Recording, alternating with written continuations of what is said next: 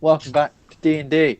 A quick recap of last session because, well, actually quite a lot of stuff happened, but also not a lot of stuff happened. So an arrest attempt was made by the amassing guards after the battle with the Black Talons in the Hangman's Square by a Captain Dronigan and his many other guards. Doc evaded Dronigan and flew off on his witch's broom, just the broom of flying, telling him he'd see him tomorrow by the burned Temple of Apollo, because that's apparently how law works now. Griffin and Balzanor attempted to convince him that they were roofers, aiding one of the houses. After somewhat succeeding, though we really didn't trust you and said that you also had to meet him outside the temple tomorrow, Galahad was the only one he could actually get a decent statement from. Balzanor and Griffin managed to persuade the people in whose house they were roofing that they needed extra supplies and things. They left the job and went to find an actual roofer, which they successfully managed to do. After this, the two of them found a suitable tavern, got a little tipsy, and headed to bed. Standard day of adventuring. Roofer day, I think. Standard roofer day, yeah. Doc, however, headed to the Temple of Pelor and found Priest Tyrion and some of the civilians caught in their mess of an evening. Doc confided in Tyrion, who in turn told him to trust the gods and make sure he was taking some time to heal himself as well as the others around him. Galahad also came to the Temple of Pelor after a bit of a strange walk, confused about what his new revival meant. He attempted to pray, but too many harsh thoughts and uncomfortable feelings stopped him reaching out to Pelor, and so after confiding in Doc, he fell asleep in the temple. The next morning, Doc received a message stating that a package had been sent to him, and a letter had been sent to him. A package was from your friend Angus, who's obviously gone north with the other group, and he gave you a bit of, well, a couple of things from Albus's horde, his dragon's horde. The letter, however, was from a councilman Ivan, saying that you could not, he could not attend this meeting. He was very, very sorry. Something had come up, but on the back of it was a bit of a puzzle. Just follow the light of Pelor and the glow of Freya's moon, and Doc rightfully put a light underneath the thing, and there appeared an address and to meet there at midnight. So that is potentially what you're going to do today. The next morning, Balzanor and Griffin also decided it would be best to head to Lord Barinhill's temple and see what all that was about. Doc and Galahad met them there, and after discussing several plans and possibilities, he decided not to invade his home at this time and then visit Artemisa instead. Artemisa was very happy to see you, very thankful for what you'd done for her. She said she had spoken to her friend Gladwin of Gladwin's Glamorous Garments, and that she had agreed to see you sometime during the day. And so, after all that, we pick up the session, with all of you heading off to the Temple of Apollo to meet up with Captain Dronigan. So, were you walking from the Falcon District, or were you getting a cab or carriage? Walk.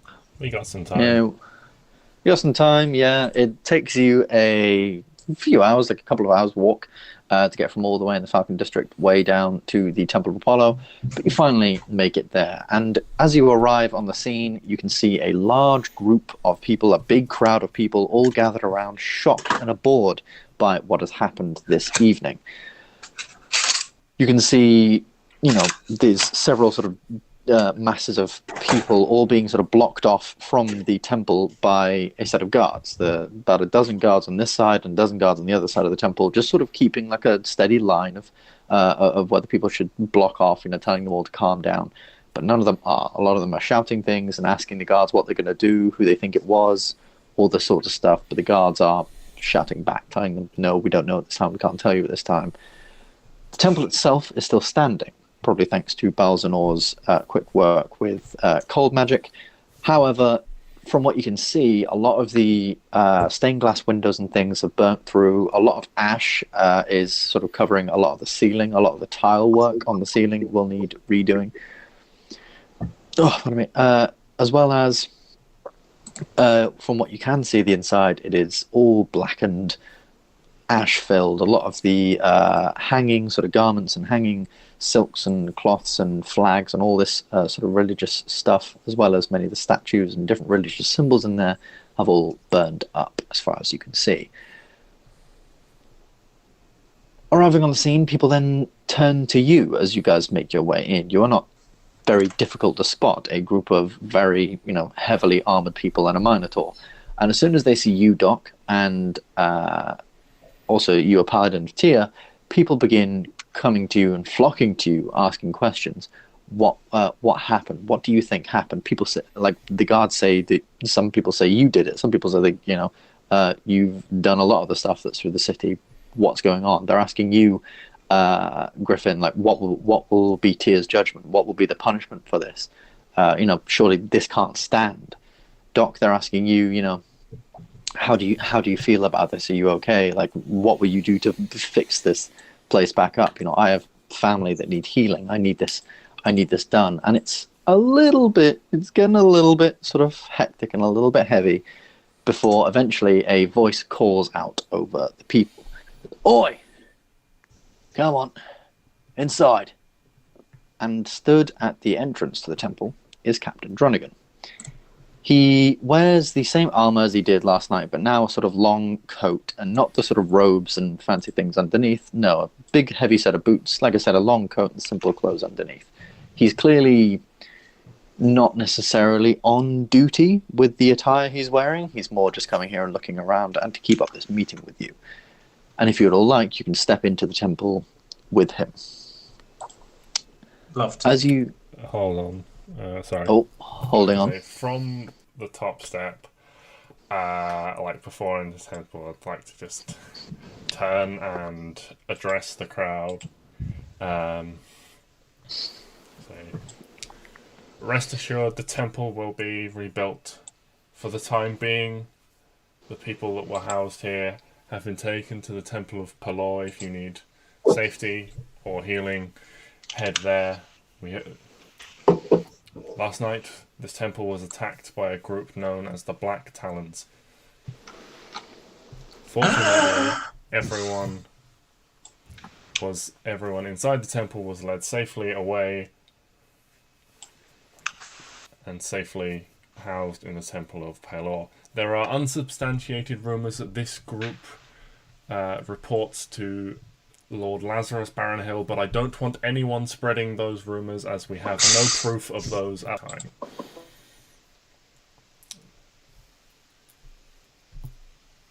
No, there's plenty of guards around here. There's a dozen blocking the people off. There's several stood by the temple. There's several in the temple. And one of them stood by, almost like instinctively turns around, pushes you almost like through the thing. And says, yes, thank you very, very much, folks. That's all he'll be saying today. If he's actually going to try and move me, I'd like to try and resist that push. Yeah, of course. Roll me a contested athletics check. Okay. Ooh, okay, that's pretty decent. Sadly, yes, he does manage to push you, just like you're almost like, through just at the end of your speech. And then you just feel this hand on your gut just sort of shove you inside. There is no door anymore. The door has been burned away. It's ash, it's charcoal. But, you're pushed slightly inside. Make me just a general... I'm going to say either persuasion or performance, your choice. More likely persuasion, actually. I'm going to use my recently granted inspiration for this. Go for it. Am I within, say, sort of 15? I mean, feet? yeah, you're all moving in at the same sort of time. Okay, so does Doc also get +4? No, that's on saving throws. What do you? I mean, it doesn't make a difference. They're both the same, but you said persuasion. Yeah. Oh, that's going really well. 15. So the people seem... I mean, at this, people are immediately filled with so many more questions. The words Barrenhill and Black Talons are now just screamed out from the crowd. Lots of people begin to slightly worry. And one voice does sort of catch your ear, just like screaming out liar and things like that. People are clearly... Well, they're not necessarily against what you're saying. And you have made it, you've made quite an impressive speech out here. You've given people somewhat hope. But calling out the Black Talons, calling out Lord Barrenhill, who you know to be a very, very rich, very, very wealthy man, This who has is done a why I lot said for no one the. should put stock in these rumours. Oh, of course, but you've just told a group full of people a rumor. A lot of people are going to maybe take some of this Ben, I know with a exactly little bit what I'm more doing. than a pinch of salt. So, Exactly. This is the entire plan.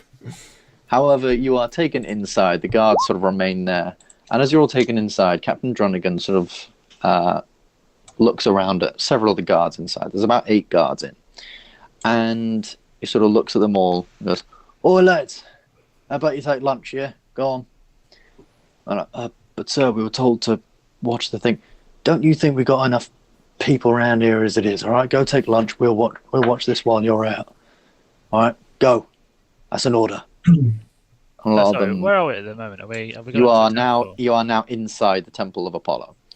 Mostly burned down temple. The mostly burned down temple. Like the structure is still there, but the inside is completely like ash and nothingness. You almost like cough and choke on some of these sort of ash floating through the air and the leftover smoke that's still sort of What are we simmering. doing here? Is this like being at the crime scene kind of thing, or? Yeah, well, he wants to talk to you, get your statement, things like that. But you sort of, as all the guards walk away, he does just take out a small sort of pouch from his pocket, and he flicks every single guard just like 2 gold just from his pouch as they all walk past. Yeah, why don't you just make it a long one, yeah? Just flicks them all a little bit of gold. All right, I should keep them away for now, and just wait until they leave the sort of the archway of the door. Looks back to you. All right. So would anyone like to explain why for the last 12 hours of my life I've been told endlessly to pin everything that happened here on you lot? Well, it depends who's telling you that. Well, most of my superiors are telling me that. Oh, funny that. Are they happen to be friends of Lord Barrenhill by any chance? Well, I don't know. They're friends of some other councilman for sure. I just don't. You're a cleric of your faith, a very well-known cleric of your faith. Why would you burn down your own temple? I don't trust it. Unless you were doing this, of course, to get yourself some fame. Maybe, we'll catch the people who did this kind of thing and just grab someone random, tell them they did it and restore faith in people, but I don't reckon you're them kind of lads. I saw firsthand what you did up in Northgard. I was part of the cavalry. I feel like I can trust you. Or at least I can trust him, not these 2 fucking roofers here. And he looks at Griffin and Griffin and Balzanor. Tell me, that roofing job work out all right last night then? Shit. I mean, if everything went according to plan, the job was done. Or will be done. Yeah, not by you, I've heard.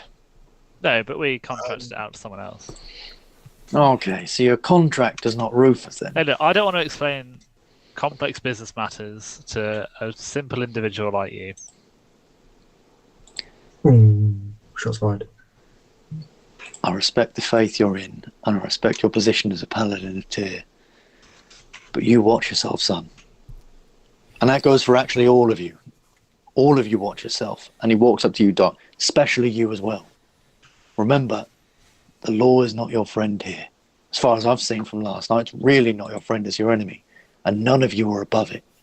Stay in your lane, and you might be all right. I can handle myself. But I appreciate your honesty. I'm just saying, I'd love to help you, and I do want to help you, because I think what's happening around here, something's going on in this fucking city, and no one will tell me a goddamn thing. No one will tell my men a goddamn thing. We're just being ordered to do stuff willy-nilly, left, right, and centre from councilmen, none of which are councilmen Ivan. So, I've got a family. They need feeding, and this job is what does that. This job is what gives them a life. I wish I'd had when I was a kid. Just please let me do it. Well, yeah, I've worked under the man for years. We're trying to make. Please, just. And they're making every effort to make that impossible for us to do so. Well, Yeah, I've been trying to do the same thing. A lot of the captains have. But, I mean, same as you. None of us can get a word in. Man's been absent. He's at council meetings, all right, and sure, I've seen him walking by in the training yards at the castle, but other than that, nothing. Like, I just want your word. But what happened last night wasn't you. There was 2 fires. There was this one and the one way over in the Roots district. This one, sadly, no. What was the fire in the Roots district? There was a fire in the Roots district. 50 people died in it. What was set alight? A brothel of sorts. What Bar does that mean? and brothel. Yeah. Oh, shite. I do not know anything about that, sir. Oh, Lucy, thank you. 50 people killed. And here's the funny part. I did some digging. They won't let anyone see any of the leftover bodies. I Managed to can pick tell up. you exactly what happened there because I was there. I know I just said I had nothing to do with it, but I've had a change of heart. Okay, wait. You were there. Hmm. And then you were all here. And then you That was were a hell of a run. I had some tight calves after I did that. Yeah, God, I can imagine. But what? And let me guess, it was these Talons fellas that did it. Oh, yeah. Hey, I watched them assassinate. Oh, yeah. Sorry, I had a mouthful of food. Oh, yeah. Oh, yeah. So there's only one Churchill in this group, yeah? Not looking for a dog or anything like that. I suppose. Right. Yeah, no, I watched Talon kill. I was going to call her a whore, that's not right. A lady of the night, right in my arms.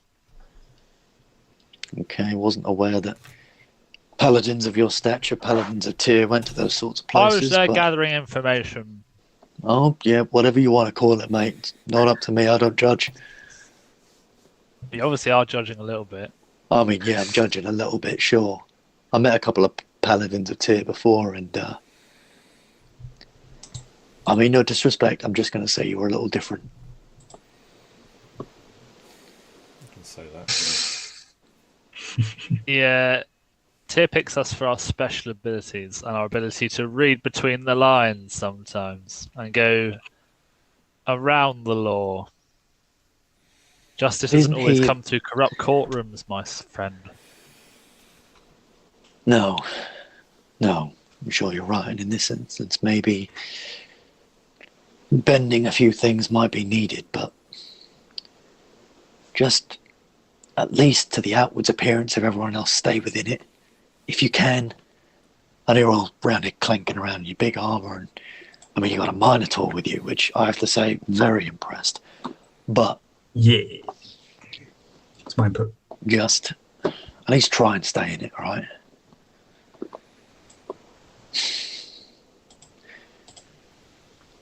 I'd Also- like to put forward the point that we acted mostly out of self-defense yesterday.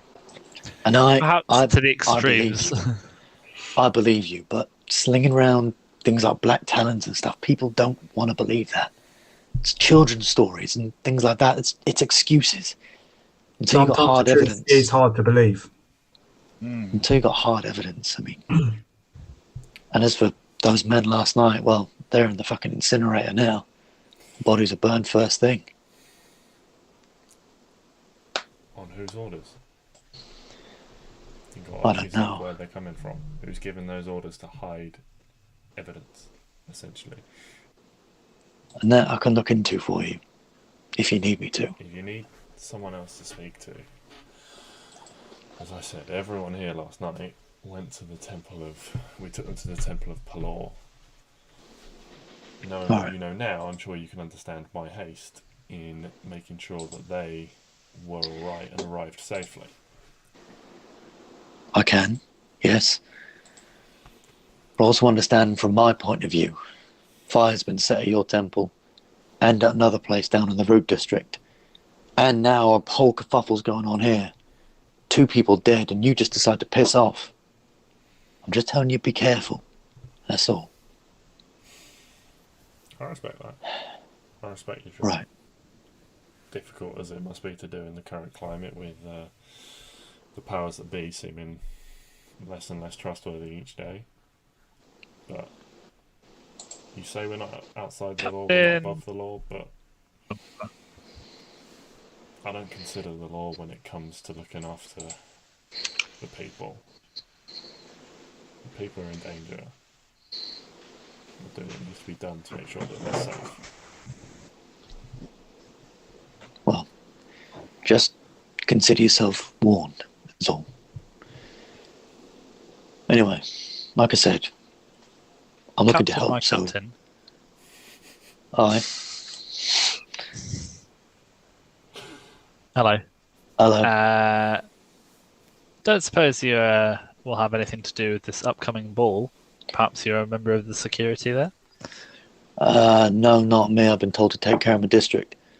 But, I mean, if you would like me to look into it, could... I think the I can see what I can... be on See what I can gather up. That's probably all we can say.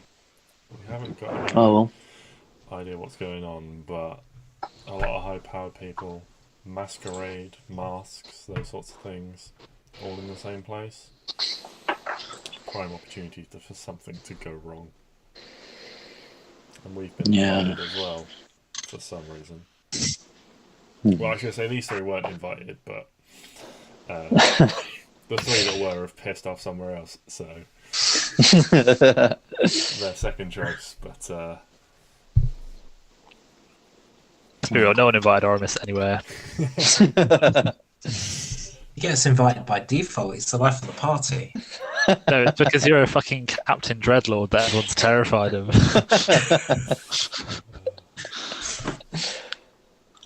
Well, I can look into that for you. What are you proposing? What if we just get attacked in the street again like we did? I'm proposing defend yourselves, sure, but just don't go lying saying you're roofers or just pissing off on some flying broom or whatever. Hang on a motherfucking minute. I had some patience, right? I don't think pretending to be a roofer is the worst thing happening here. I think you're focusing on the wrong shit. But when... Look, I'm just saying, when someone asks you to do something, like me, a captain of a district of guards, maybe just give them 5 minutes of your time and then go and do whatever you got to do. All I'm saying. But... What do you think we're doing right now? Exactly. So, I appreciate you actually filling this end of the deal. I'm surprised you actually showed up. And I don't quite like your tone here, Mr. Dronigan. Look, like my tone or not, I think I could be a friend in this city that seems to consider you lot as enemies. So, if you want, tomorrow night, I can meet you back here. Just gone dark. And maybe, if I found anything decent, I'll let you know.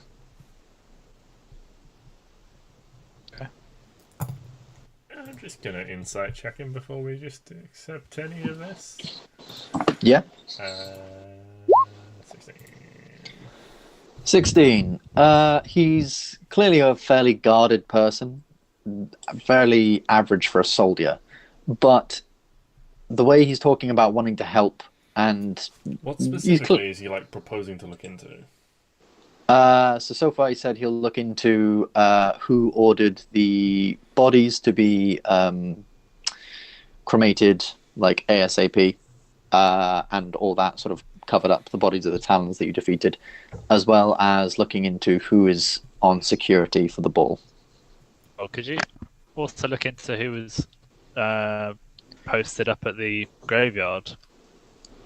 Because that's a whole other rabbit hole. Yeah. Yeah, sure. Sure thing, yeah. And he sort of gets out a small bit of paper from his thing and a small sort of stick of charcoal and starts just writing some of this down. You mean he's not writing it on his arm, Ben? He's not writing it on his arm, no. He's not an idiotic lizard folk. But yeah, writes this stuff down just on a small bit of paper, tucks it back into the sort of back of his pocket behind his coat. Goes, right, well, that's everything. If anyone asks, I gave you a strict talking to, threatened to arrest you, and you guys got off with a warning. I don't want anyone knowing that I'm involved in any of this. Like I said, I've got family I need to look out for, but you seem like decent enough you people. Keep some trusted people with you. Yeah, sure. It's amazing who knows what in this city. Yeah. Right. Well, in that case, we let's be going. Don't want to linger too long, and those lads will be back any minute now. And he begins to turn away and head off out into the sort of street of people. As he sort of heads out into the street of people, he looks at two of the guards, and they sort of open they tell everyone to open wide, and you guys are allowed passage back through. As people are sort of, they make a bit of a sort of gangway for you to walk through, and you guys can get back on with your day after a lot of people, sort of crying to you, what do you mean about Lord Barrenhill? The Black Talons, they're just a children's story. How do you expect us to believe that? Are they real? Oh my god, are these assassins real? Are they going to kill me? They're going to kill my son? Yes. All this sorts of stuff. Yes, they are. You're dead right. You're all dead. Your days are numbered. Your days are marked. But with that segment is done. What are your plans as of now? We gotta get some outfits for a big party. Shopping montage. So, you guys can head to Gladwin's Glorious Garments. It is in the Wind District, just sort of over the bridge, so just around here. Take another sort of hour to walk there, about maybe half an hour by sort of carriage if you wanted to hire a carriage to get there. If you hire a carriage, it's 1 gold from each of you to get there. Otherwise, yeah, you'll walk. Walk through the city. Easily enough. Meal that we had. Never paying for anything again. Especially as Galahad currently has 0 gala. Not a cent, not a nickel, nothing. It's almost like you didn't make financial preparations when you'd wake up 900 years later. Well, apparently... It's almost like you had a tomb of a lot of stuff that you could have potentially had, and you decided not to look into it. Someone blew it up. That's a good point. With a monster. So yeah, that's that. To be fair, that is on them, whoever they may be. I mean, I did actually have a pension fund, but apparently the state claims it after 899 years. So bollocks. I have to have a word with the prince or the king, whatever he is. It's a little boy king, isn't he? He is a little boy king, King Jonah. Is he a boy king or is he just a young king? Does he have a regent? He's a young king. He's 18 years old. Okay, so it's a little bitch. Cool. A little bit, yeah. So you head to Gladwin's Glorious Garments, and you head into the Wind District. Now you've obviously been in the Cloud District for a couple of.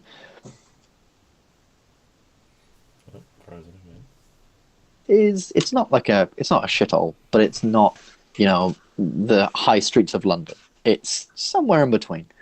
The shops are somewhat looked after and swept up and things like that, but you can tell some of them have aged quite a bit.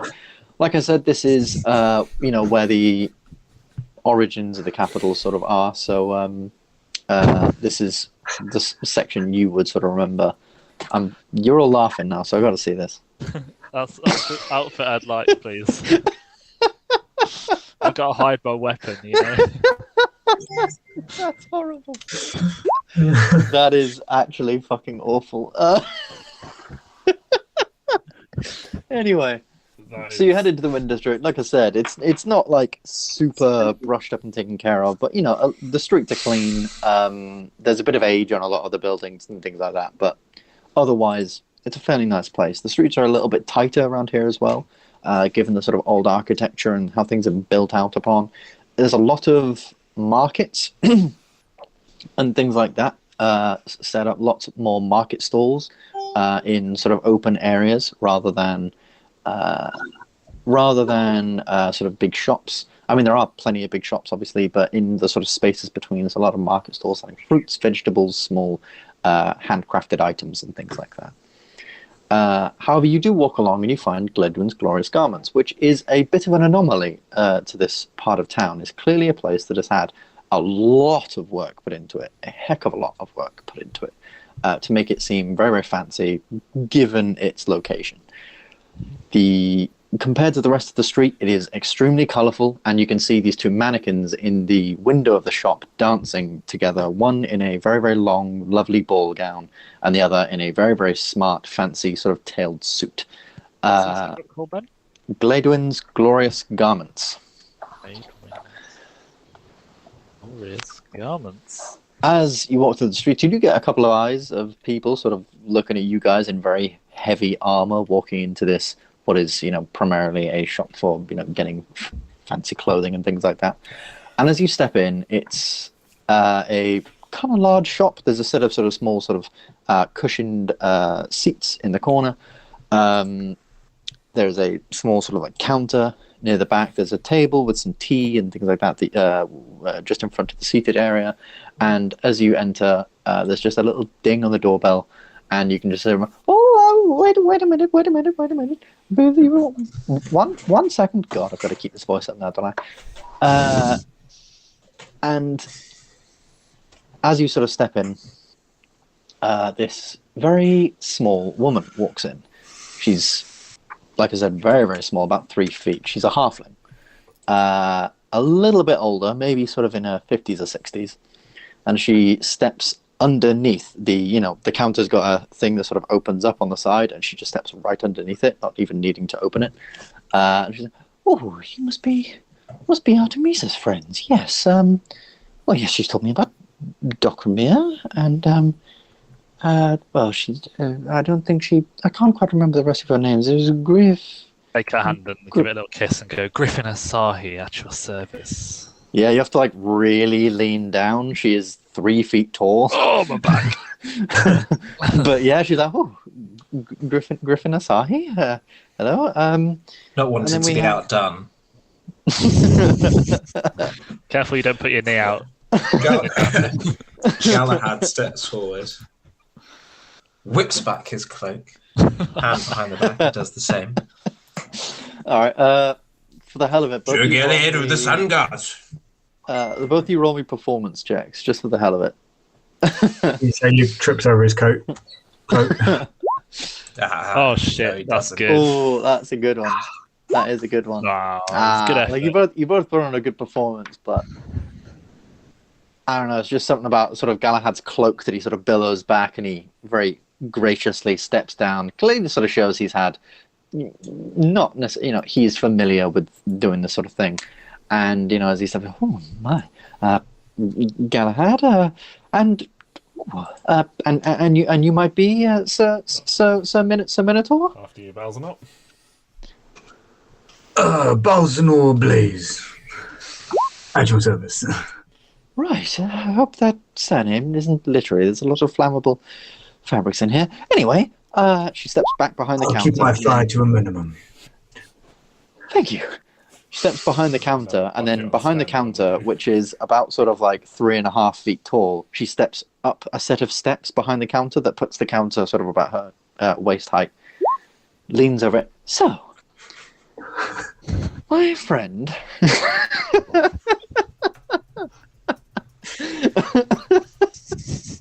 So, my friend Artemisa tells me that you're all looking for a particular set of clothes for this upcoming masquerade ball held in the capital.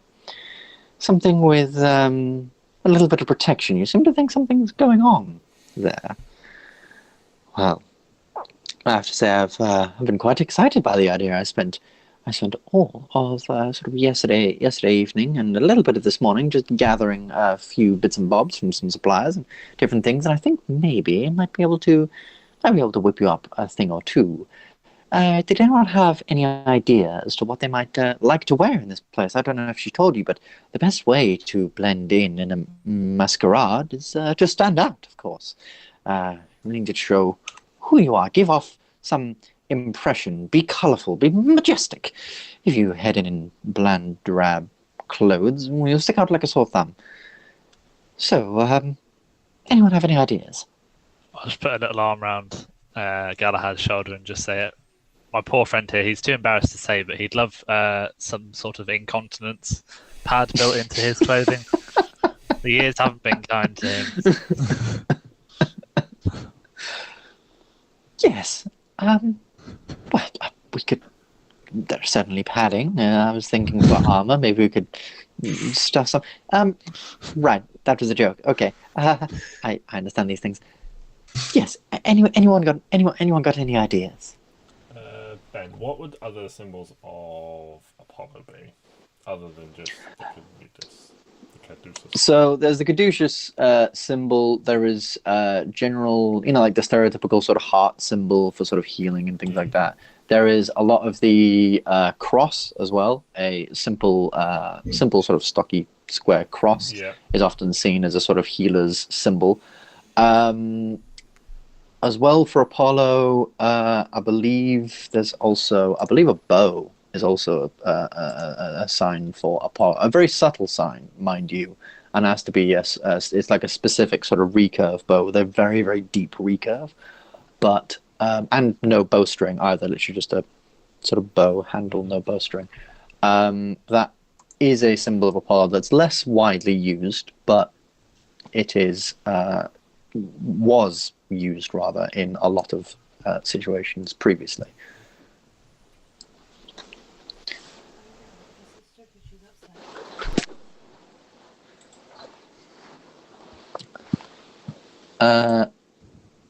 Yes. Anyone got any ideas? I have Just some about to ideas. stick something in the chat. Oh boy. Oh boy. Straight fire. That's straight fire. Okay, I'm ready. It's just taken 6 years for it to load up. The only thing I can see is a guinea pig type thing. No, that's not it. I was assuming so. It should be with you in 10 seconds. Excellent. I cannot fucking wait.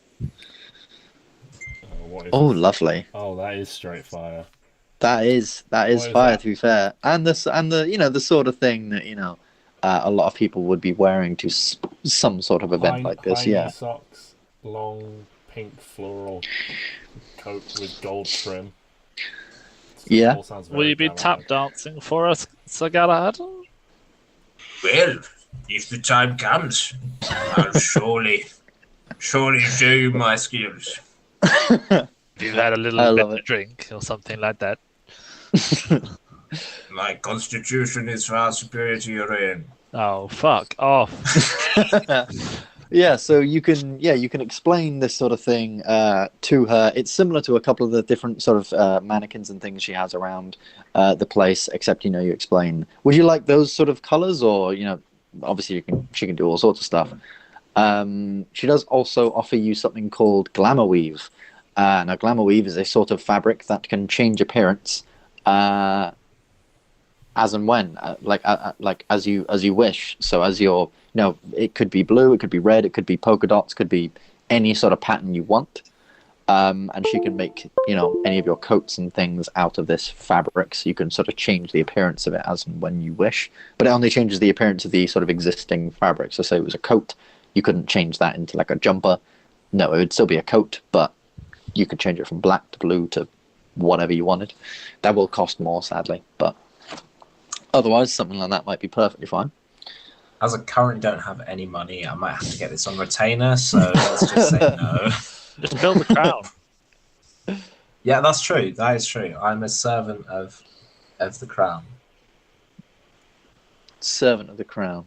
Put Okay. it on their cost center. I mean, are you actually going to try and convince her that you're, servant of the crown, so you don't have to pay, or? No, I'll tell her that I intend to pay her back. But I just currently don't have any freaking money. I see. Well, could any of your friends aid you in this endeavor, or will we? Will we be looking into other potential ways of paying? I mean, of course, yes, we could set up a loaner sort of system. Of course, yes, but sadly this would be for some simpler items. Don't worry, I will loan Galahad some money. Oh, fantastic! For the time Thank you, Dokrumir. Such a kind dwarf. Anyone else got any ideas? I see some of you have put some stuff in the chat. Something like a long, probably. Oh, what? Sorry, Mr. Edgelord. Something long, probably like a dark black or like navy blue, then studded with the little medical cross symbols in sort of like a silvery color. Yeah. Almost to create like a studded leather armored appearance or functionality, if something were so required. Well, yes. Obviously, we can get to certain armored proportions, of course. And then I'm thinking for the mask, I'm thinking full plague doctor. Full plague doctor type thing. Yeah. Oh, yes, of course. Delving into medicine's slightly darker age, of course. Yes, that does seem rather exciting. Yes, you'll certainly turn a head or two, or maybe you won't. Plenty of people out there turning heads. You, Sir Griffin, was it? Yes. See, you've put some pretty cool in the chat. What about a jester's mask? Seems most fitting. Ignore him. He seems to mutter a lot in his old age. We believe him senile, actually. What about an elephant for those big ears? So it'd be something like that, sort of like a caftan, but I think in the sort of deep purple that is associated with the tier. Yeah. And then kind of still with the gold trim, but I think more so the tier symbol is like some scales on top of a hammer, I think it is. Yeah, something like that, yeah. Yeah, so just maybe that on the back. So the little detail on the front and then that on the back. So that'll be in gold. And then, so the robe would be like a deep purple. And then just simple trousers to go with it. Ooh, and then Captain Hallowhand. Yeah. He was a tiefling with horns, wasn't he? He was a tiefling with horns, yeah. Was he like a really well-known... does everyone know what he looked like across the Amber? Or... It was more of a sort of Blackbeard thing, where everyone sort of imagined what he looked like. And so there was a lot of speculation, but there was this very generic image of what he looked like, which was just, almost like devilish kind of tiefling with this dark sort of beard, red skin captain. kind of thing. So generic dread pirate captain would be a... Yeah, imagine the various depictions of Blackbeard, but with red skin and tiefling horns and slicked sort of back hair.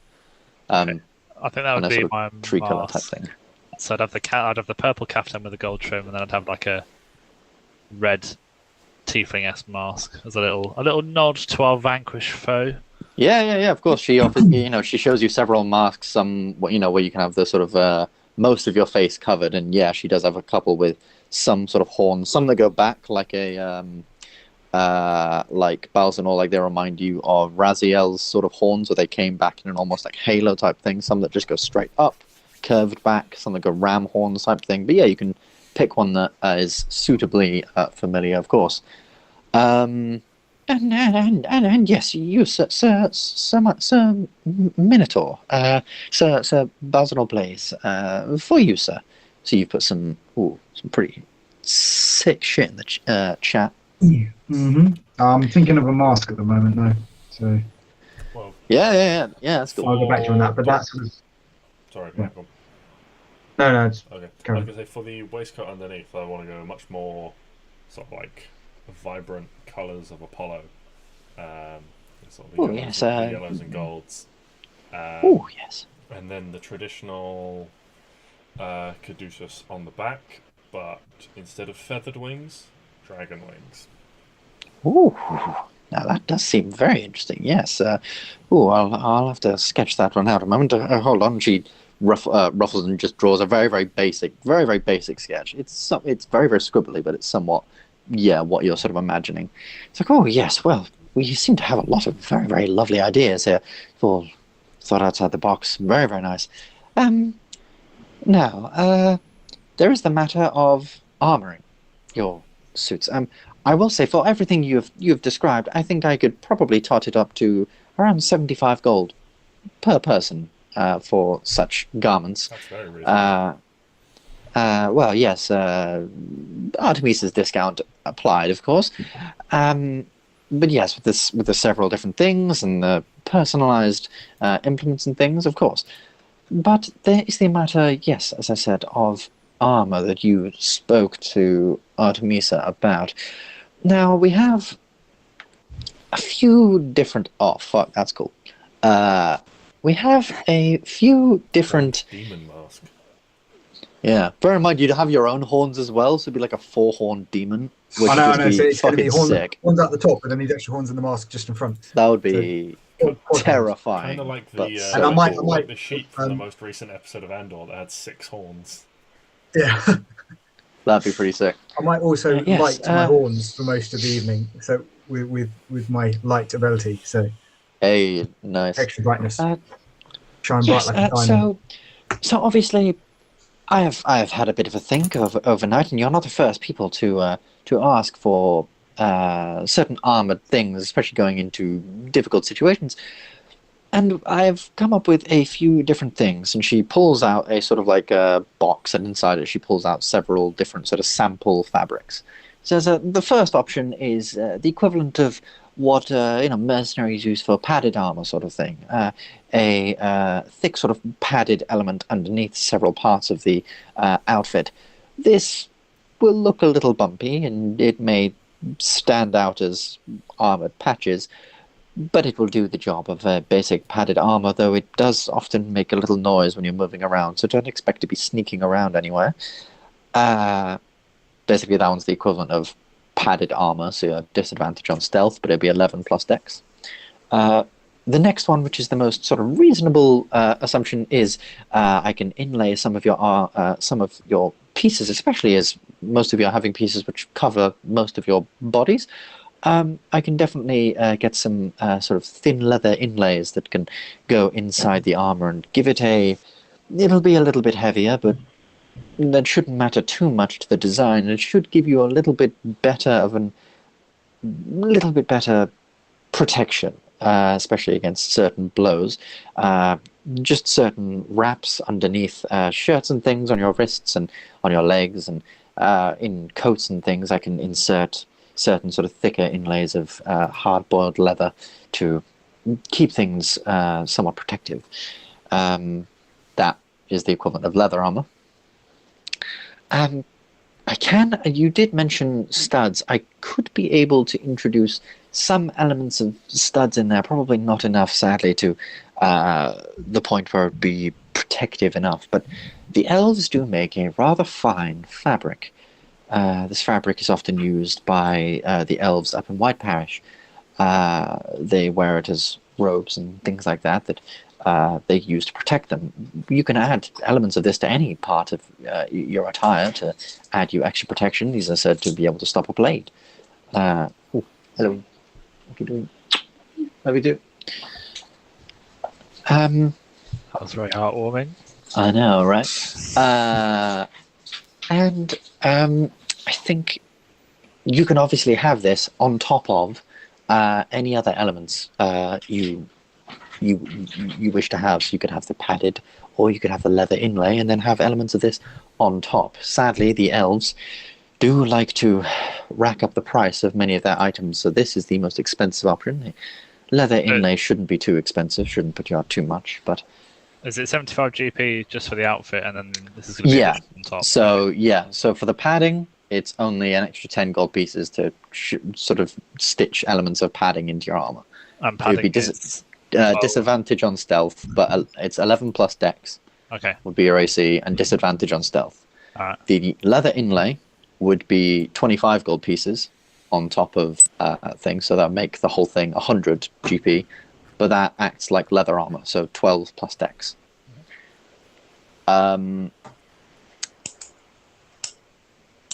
Sorry, that would act as 11 plus dex, but without disadvantage on stealth. And then you could get the elven cloth, elven fabric, as Glyndon has. He has that scarf of elven fabric to give you a +1 to AC on whatever you have. I do also have a few different varieties of things that I thought maybe could be quite beneficial for you. And she pulls out another sort of box, and she rather has to push it out. I did speak with a few of my suppliers this morning, and on the way past, I managed to go past a magic item shop or two, and well, given I told them your story and what you wanted, and they were able to give me this. And should I sell them, a certain price will go to me, a certain price will go to them. We have these braces. I have 2 sets of these. They're called braces of defense. If you're not wearing armor or wielding a shield or anything like that, it should give you a decent amount of defense. In DD terms, it adds 2 to your AC if you're not wearing armor or wearing a shield. Braces of defense. Braces of defense, yeah. She has she has 2 sets of those, and they are 450 gold pieces. How much, sorry? 450 gold pieces. Nice and affordable then.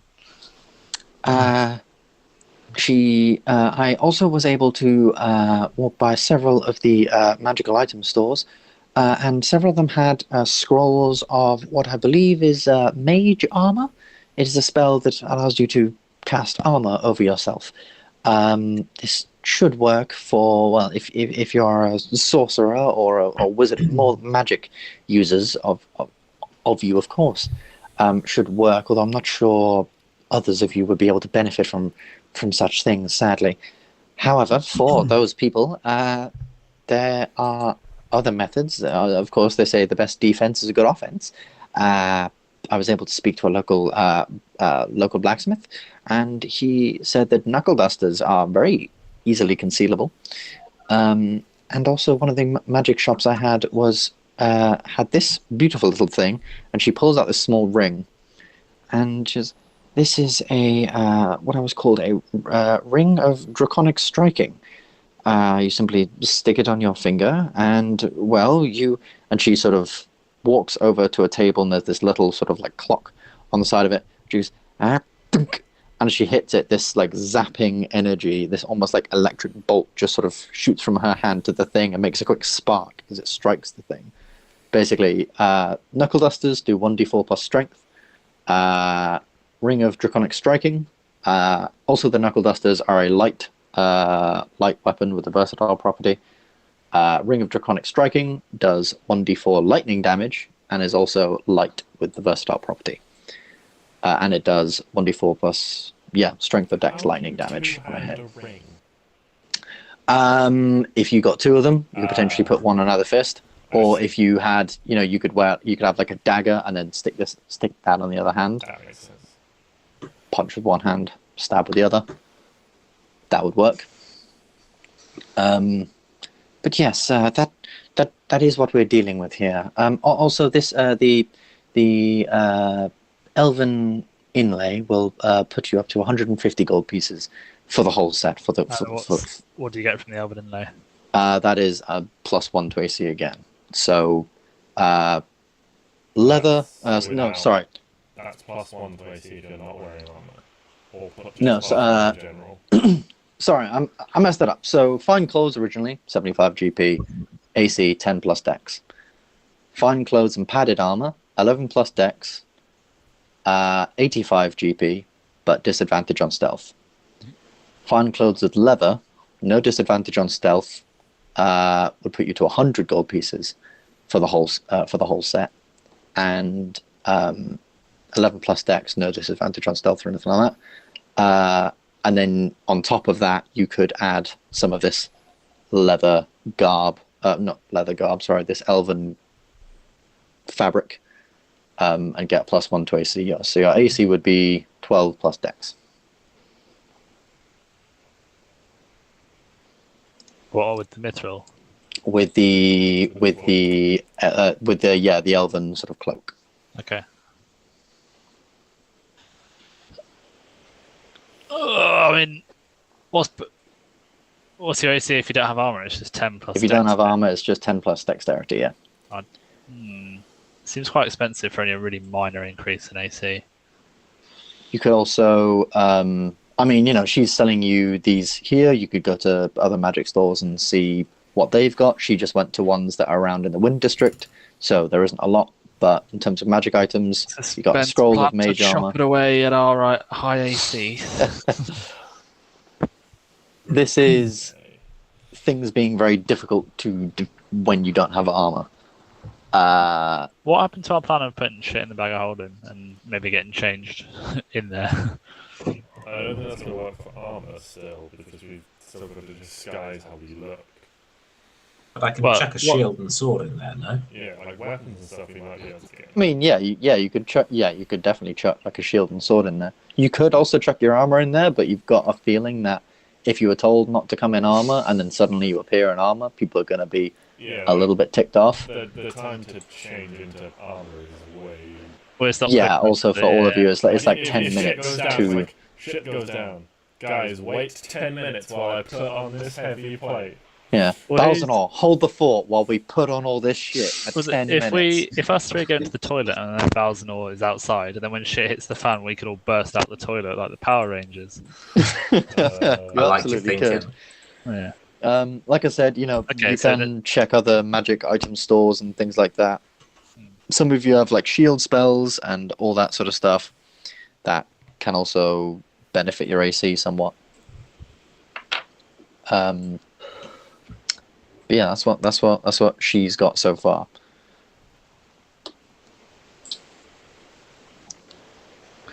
Oh. Did you only have one set of braces, right?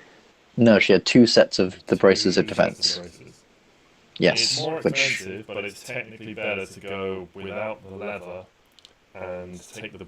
Assuming you can add the elven stuff to your base, you could take the braces for. Yeah. You get 10 plus dex. But if you take the elven, it's 11 plus dex, and if you take the braces, it's 13 plus dex, which is technically better than the leather. Yeah. That's expensive though, isn't it? Yeah. What's Mage Armor? Remind me again. Mage Armor makes your AC 16. 16. 16 for 8 hours. What's she offering? A scroll just to cast that? Yeah. The only one that can do that though is Matt, right? And Griffin, because he's also a sorcerer. Oh yes. Part sorcerer, anyway.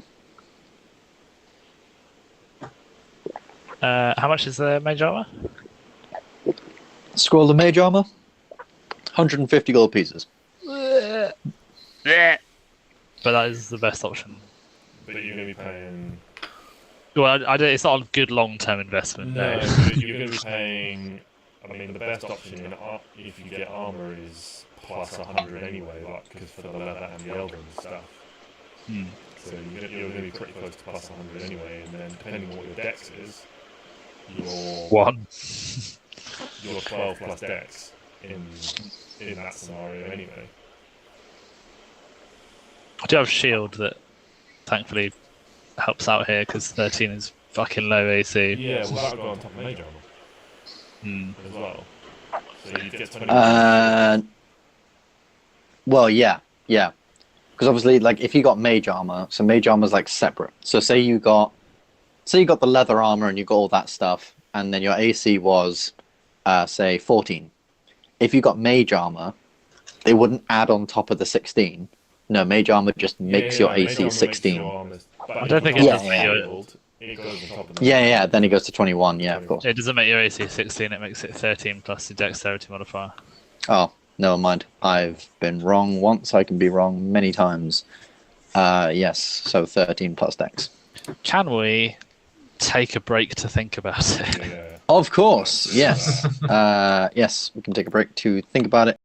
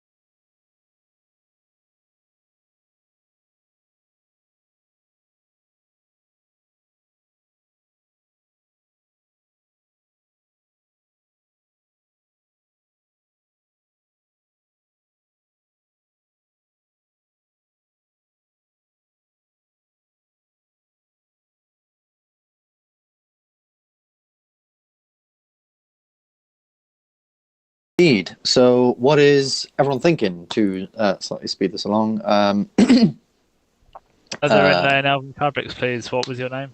Gladwin, yes. Leather inlay, elven fabrics. Yes, of course. That would be 150 gold pieces then.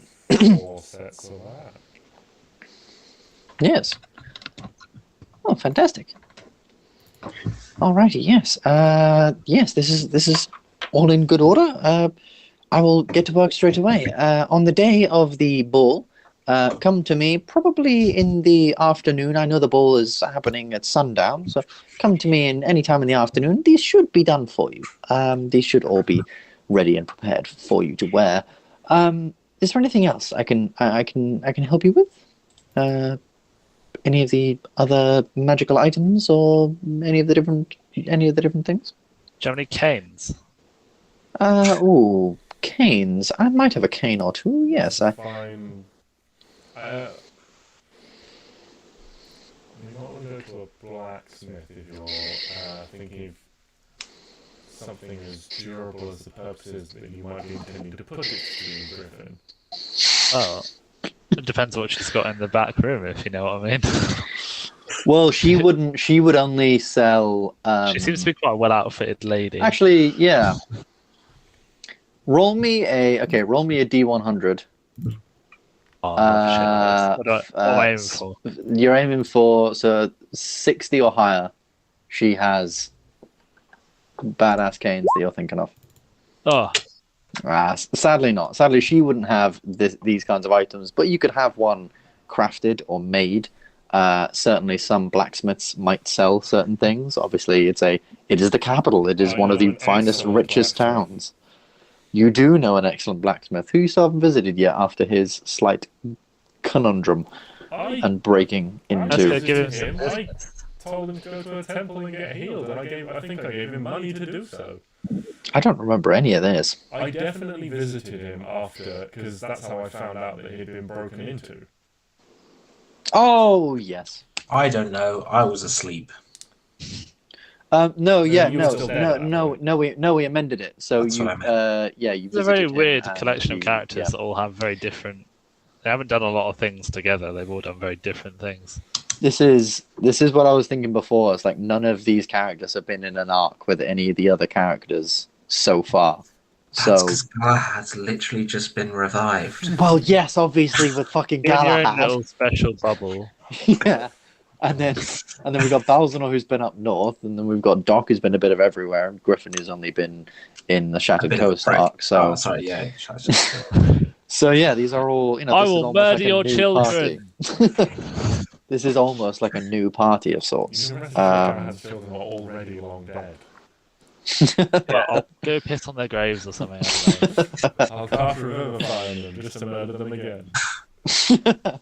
That's what. Anyway, you guys can make your purchases. Sadly, the only cane she does have canes. If you wanted to buy a cane to then have that made into a fancy sword cane, because obviously you would need to have a. I reckon the blacksmith can do a good job. Yeah. Okay. So yeah, Something you and stuff like. you pay up your money, and head out of the Galahad, you're only 150 head out of the shop. when you It's get lovely. gold. What are your plans now? Then you are in the middle of the city this evening at midnight. You have an appointment at the house. What's the time now? The time now is probably around sort of 3 o'clock in the afternoon. How long have we been in that shop for? You've probably been in that shop about an hour. She would have had to take certain measurements and do certain things like that, which I sort of skipped over. So she would have had to take measurements, do quick sort of doodles and drawings of what you guys would like, simple sort of color palettes and pulling out different fabrics and things like that. Very I'd say basic stuff, we went because she can in- tell you guys are very busy and you're warriors, but she needs to do what needs to be done to make something that fits. I like to think we went in being like, oh, well, it's just closed. We'll be men and not spend long in here. And then we were like, oh, Doc, that shade works really well on you. An entire montage of like Balzanor like going in and like trying something on, but it's like the Beastman. It's way too small. Like part of it is like he's running around with like his fur on fire, and she's just like chasing after him with her bucket. The classic thing where everyone's holding like, champagne flutes on a sofa while someone's trying on an outfit. The whole 9 yards. Absolutely. And what a fun time it all was. However, yes, it's about sort of 3 o'clock in the afternoon now. Plenty of places are still open for the day. Well, yeah, Dokrumir, take us to this. To Hammers. Magical Smith, Yeah, so you walk across the city. Oh no, he definitely doesn't. So you walk across the city once more back into the Cloud District to Hammer's workshop, Hammer's blacksmith. As you actually know, his workshop is in the Wind District, isn't it? So actually, you stay in the Wind District and head to Hammer's.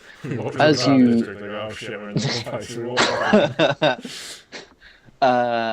so you walk over to Hammer's, this quaint little place.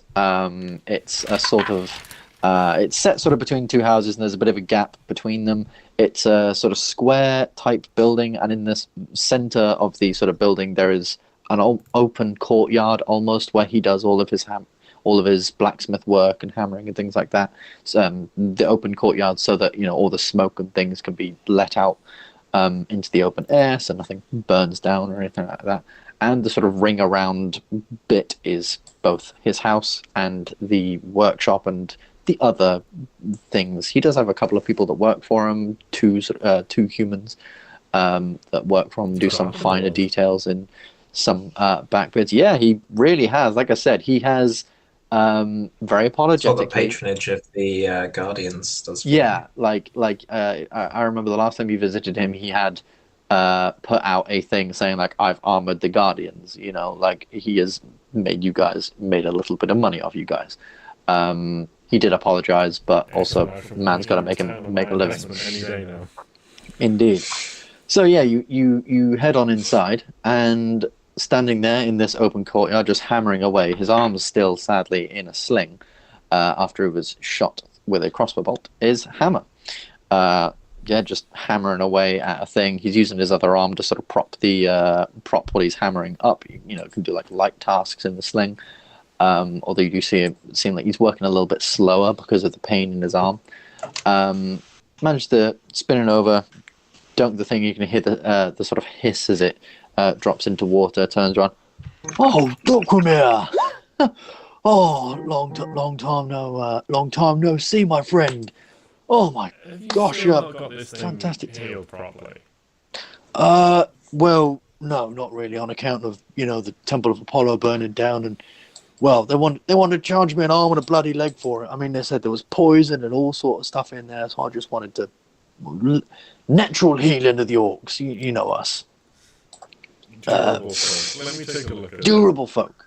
Yeah, sure. Make a medicine check. You've got some requests. Where is medicine? Okay. Wow. I mean, it's a natural one, but it's still a 12. So I'll take the 12. So you can tell there are some. I mean, it was a pretty deep wound, whatever it was. He says it was a crossbow bolt, so it was a pretty deep wound, and you can tell that there was some form of poison within the wound as well, from the sort of black veins that still ebb out from parts of the wound.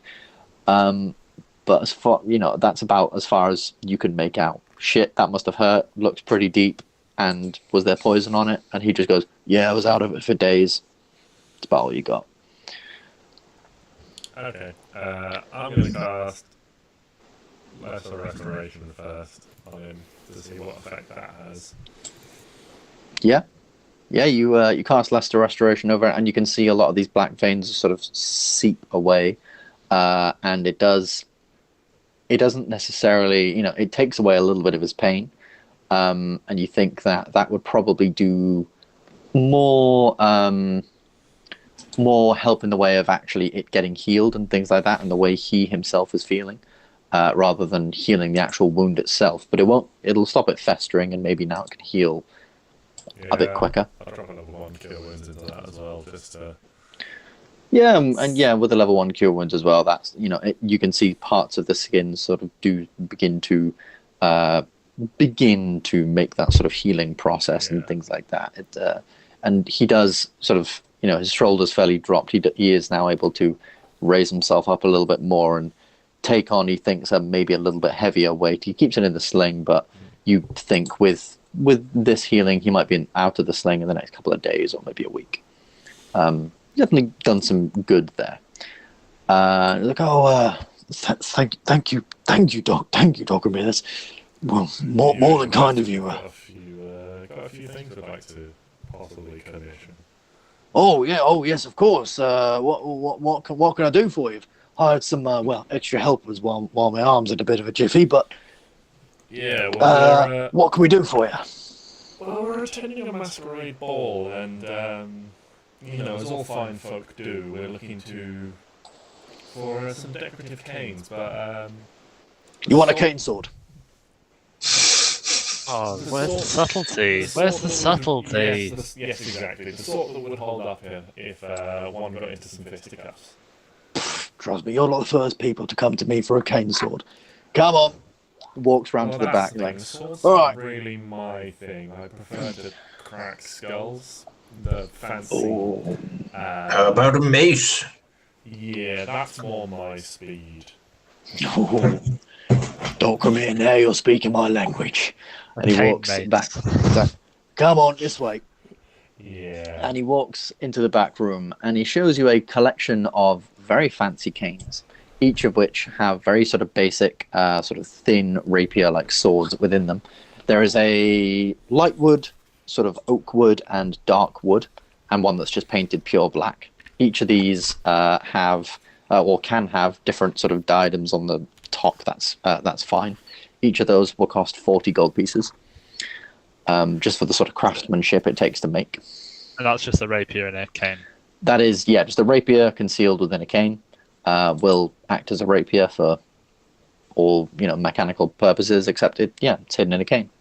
There are some fancier ones with, you know, gems encrusted on the top and things like that. The tops are engraved to look like, you know, some look like dragons, some look like fish, like sharks or things like that. Some look like lions and other different things.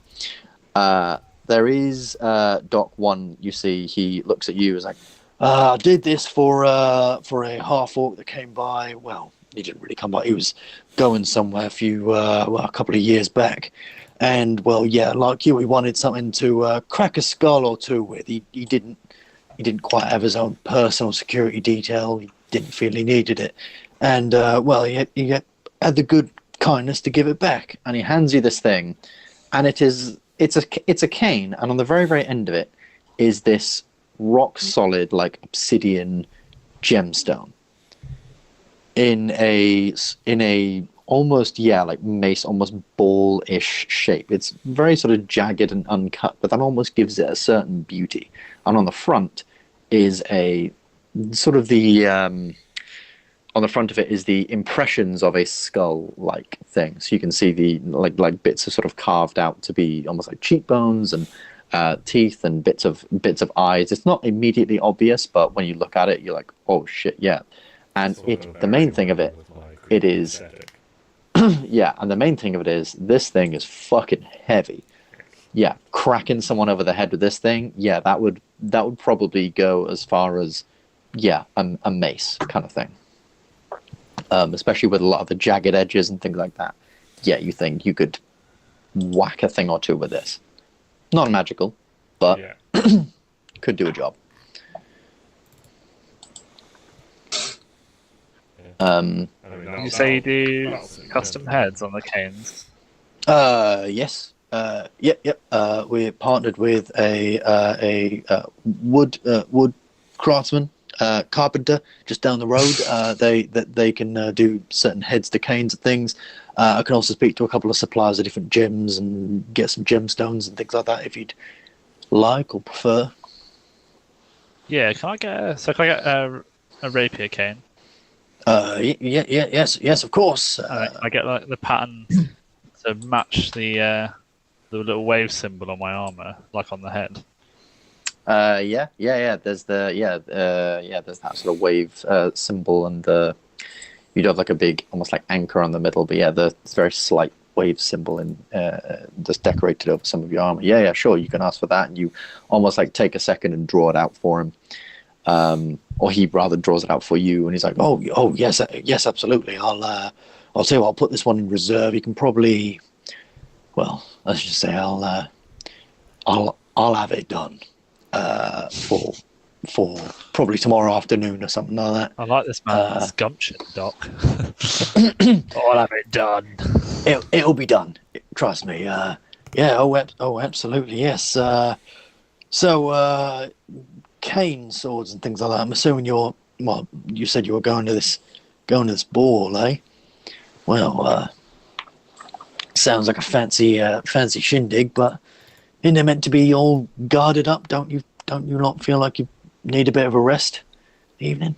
Oh, sorry. Hello. My name's Hammer. Goes to you, Balzanor, and Galahad and Griffin. Sorry, didn't properly introduce. My name's Hammer. I've known Doc here for quite some time. I'm still working on that golden fleece jacket thing that we were talking about. I've still been working up ideas of that when I can. I think I'm close. I think I'm pretty close. But yes, of course. All this can be done for you. 40 gold pieces for each of these canes, really. Probably tack on an extra 10 gold for yours, Sir Paladin. Looks at you, Griffin, like, Sir Paladin. Griffin, apologies. Just for the carpentry inlay and things like that. You probably charge a little bit of it, but yeah, I'm sure we can get that done for 10 40 gold. sounds just fine.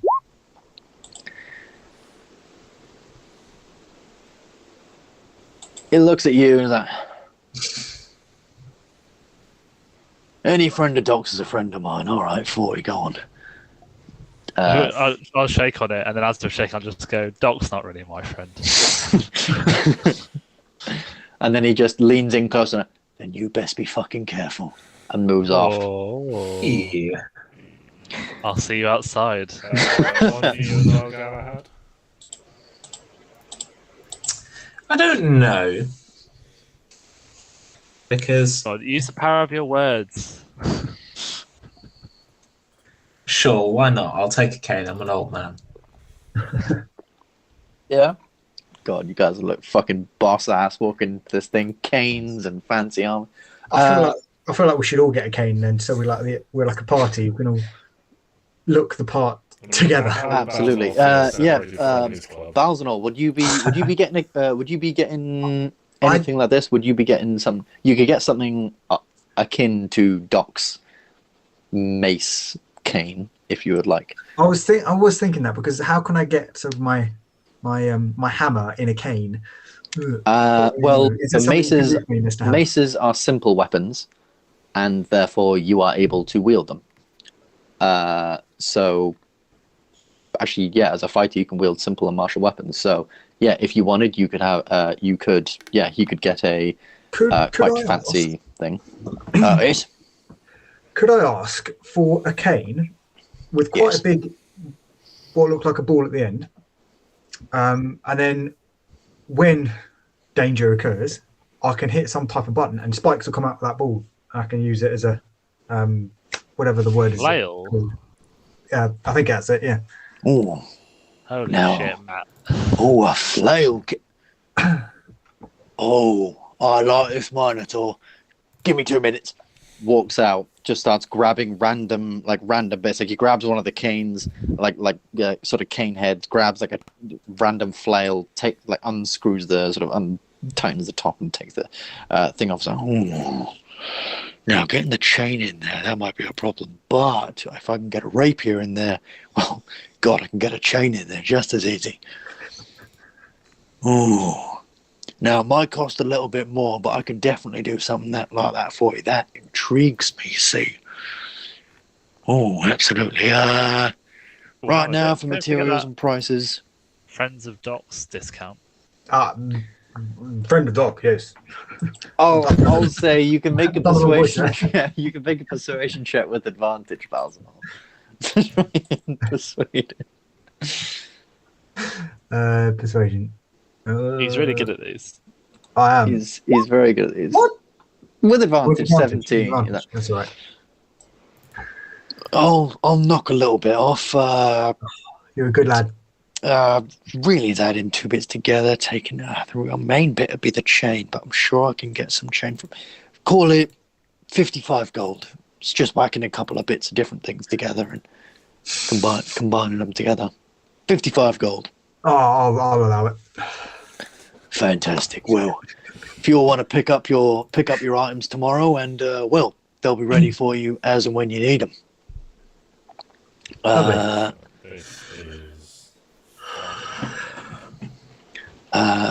Absolutely, yes. And well, do consider what I'm saying. I've heard many stories of you, Doc, and the Guardians and things like that going off.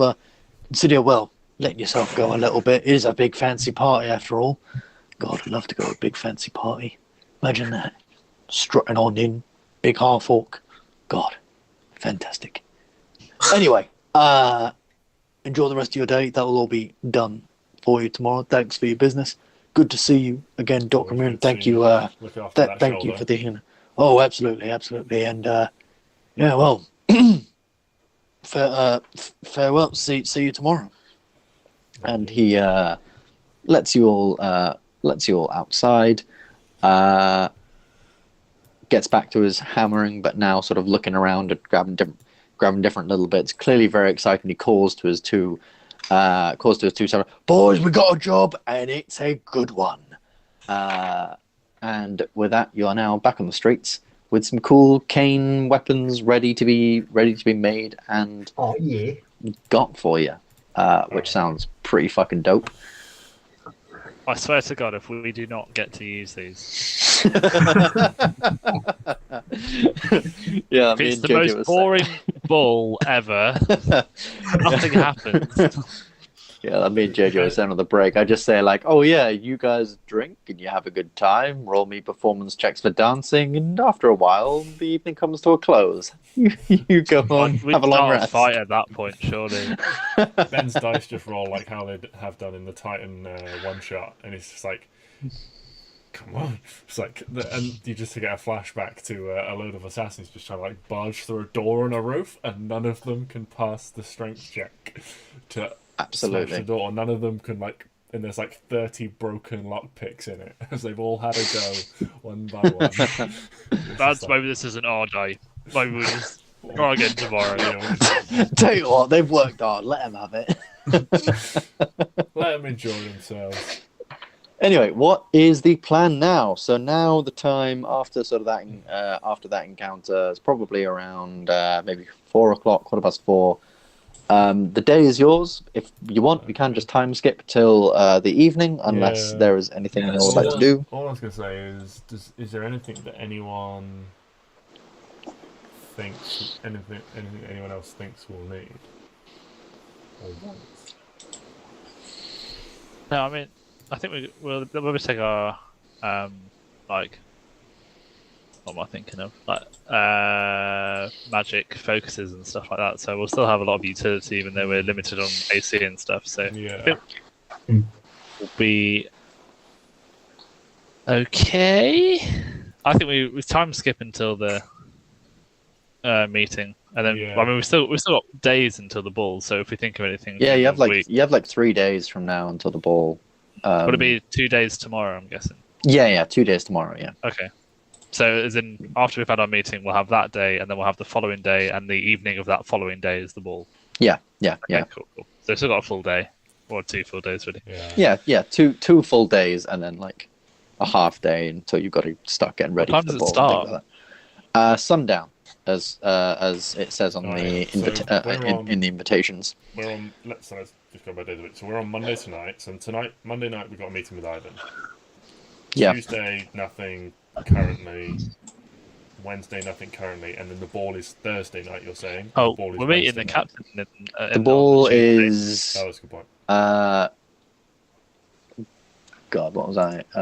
So the ball is, say tonight was Monday night. You've got till Thursday night. Thursday night, okay. Yeah. We've got 2 completely full days. Yeah, 2 completely full days and then 1 like half day before. Yeah. Okay. Cool. So, yeah. Well, we can time skip. You guys do whatever the rest, whatever you do during the day. Head back to the Western Tavern or just any tavern. Grab a spot of lunch or dinner or something like that. Just sit and have a drink and either just chat amongst yourselves or chat completely separately. Either or. And eventually you get to walking up to the Falcon District. The night draws near and the sunset over the sky is a little bit drawn away because of the sort of cloud cover, but as you guys make it to the Falcon District, a lot of the clouds begin to dissipate and you can see the many, many stars in the sky and the very bright full moon of the eve. As you step towards it takes you a little while to find the address, but you do eventually seem to find it just as the sky is reaching its fullest peak. And the house itself is a very, very large manor house. Someone extremely rich has to live in here. This is as large as like 4 buildings in the Wind or Root district. You can see through the windows. Well, it's very, very dark through the windows, actually. Very, very dark. It doesn't look like really anyone's in, except for the guards outside guarding the place, and the fact that someone's got to be here because you've been invited here. Just looking at it from the outside, like I said, there was guards just around the front. It's like a metal gate around the front, and then a sort of pathway that leads either to the door or around the side of the house into the garden. The house itself is fairly sort of plain white brick, a fairly, I guess you'd call it like new build sort of thing. It's very, very clean, hasn't got much of the, weathering and things like that a lot of other houses in this district have. Purple sort of curtains inside the house, and you can see sort of the slight glint of several chandeliers and beautiful glass ornaments and things like that. Whoever lives here must be very, very rich. Very, very rich indeed. And at the front of the house, you can also see several hedges trimmed in the shapes of sort of crescent moons. Will you approach the guards, or how are you playing this as you approach the house? Can I make a perception check to see if there's anyone on the roofs? Yeah, of course. Make a perception check. Anyone can make that perception check if they like. Doc, you're much better than me.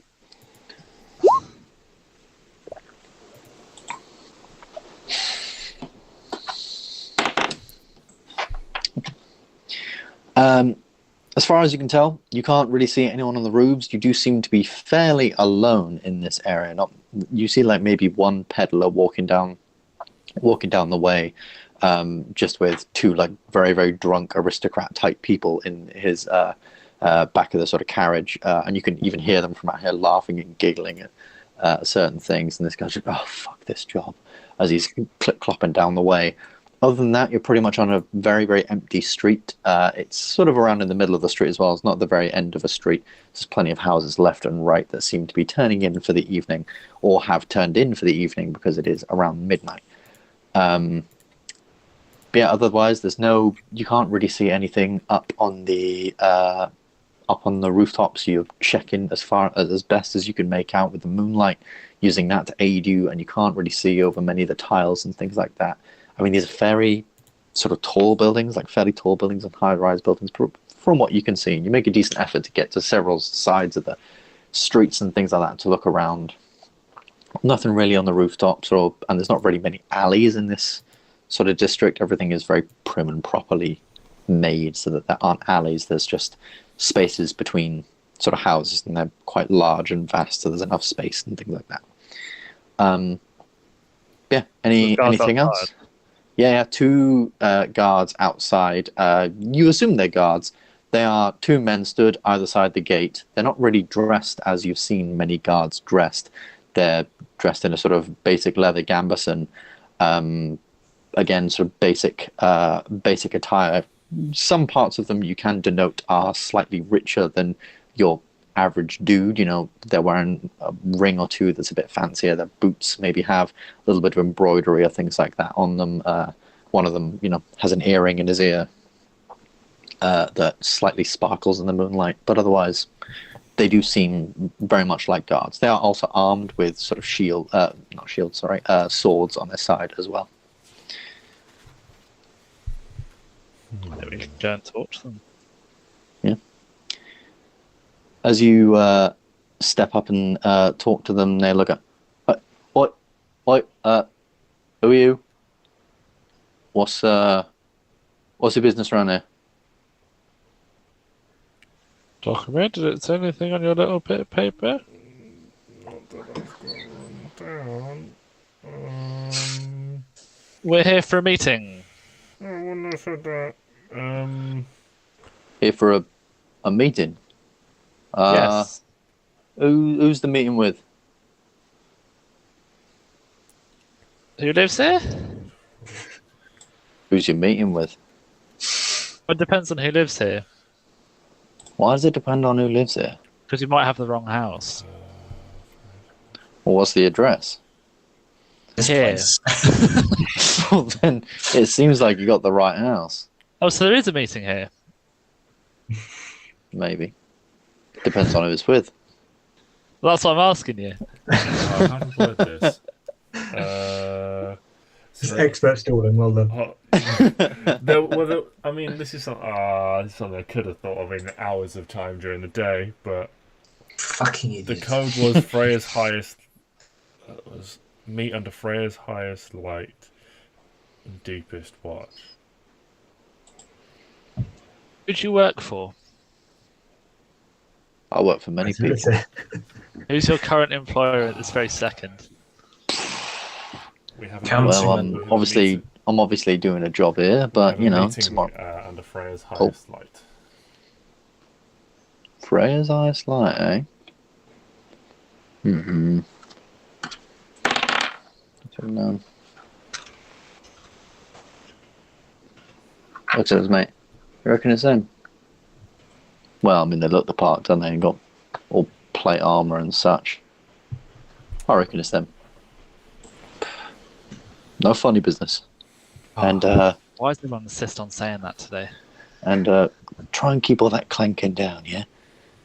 This is fragile part of town. I can't really silence my hooves. I do apologise. Do the best you can then. And he pulls apart the sort of pulls open a lock on the gate, opens it only enough, just to let you guys in. You guys are let in. Don't enter the door. Head round to the back garden. You'll see a group of guards there. Tell them the word Tempest. They'll let you through. Close the gate. One of them sort of pulls the toothpick he's had in his mouth, flicks it across, leans back over, leans back sort of across the thing. The other one shuts the gate behind you, and you're let into the back. Let into the front garden. You can head around to the back garden, and so far as you see from the angle you're at, you can just see this big sort of hedge wall. It's like the main sort of garden has been blocked off by this large sort of hedge wall that seems to go the full perimeter of the house and around. And there is an entranceway into this, whatever's within this large hedge wall. But at the minute, standing in front of there are another two sets of guards. You can go over to them and feel like you can give them the code word you were told, Tempest. Yes. Do they say anything when they come over, or do they just wait? And No, stand they wait, but as soon as they clock you, or even like they've already, obviously you guys are wearing heavy armor, so as soon as they hear you, like their swords are already swords are already half drawn. Incredibly stealthy. Their swords are like already half drawn as you're coming across, as you're coming around the way. But as you come up, say the word Tempest. All I right. was really hoping that would be like a 1 or something at that point. Head on into the Hedge Maze.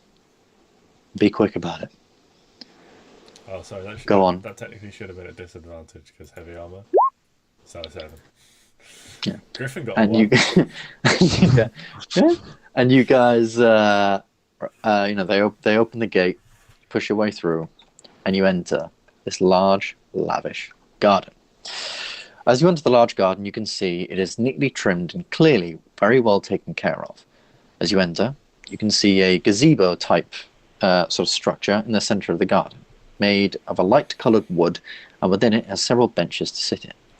To your left, you can see a large pond which glistens in the moonlight, and the rocks around the pond are carved with religious symbols of moons, indicating to you that whoever's house this is clearly prays mainly to the god of the moon, beauty, love, and knowledge, Freya.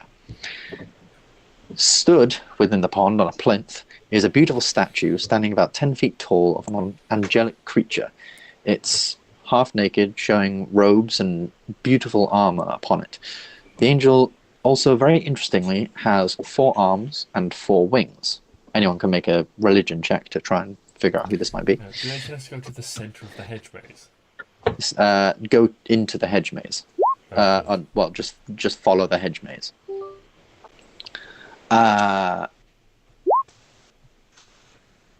But yeah, anyone can make a religion check to try and determine. Yeah, 17. So you guys would know this is a goddess. Well, not a goddess, a sort of minor deity called Amunet. Amunet is one of Freya's many, many helpers, who essentially, her story is she keeps the stars in the sky under control. She essentially helps guide them through the night sky as like with Freya, as she does to help light the world.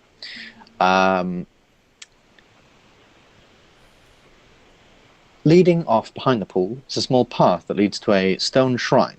The shrine is of modest size, with no walls about it, only columns leading up to a tiled roof, and within a small diadem of Freya herself.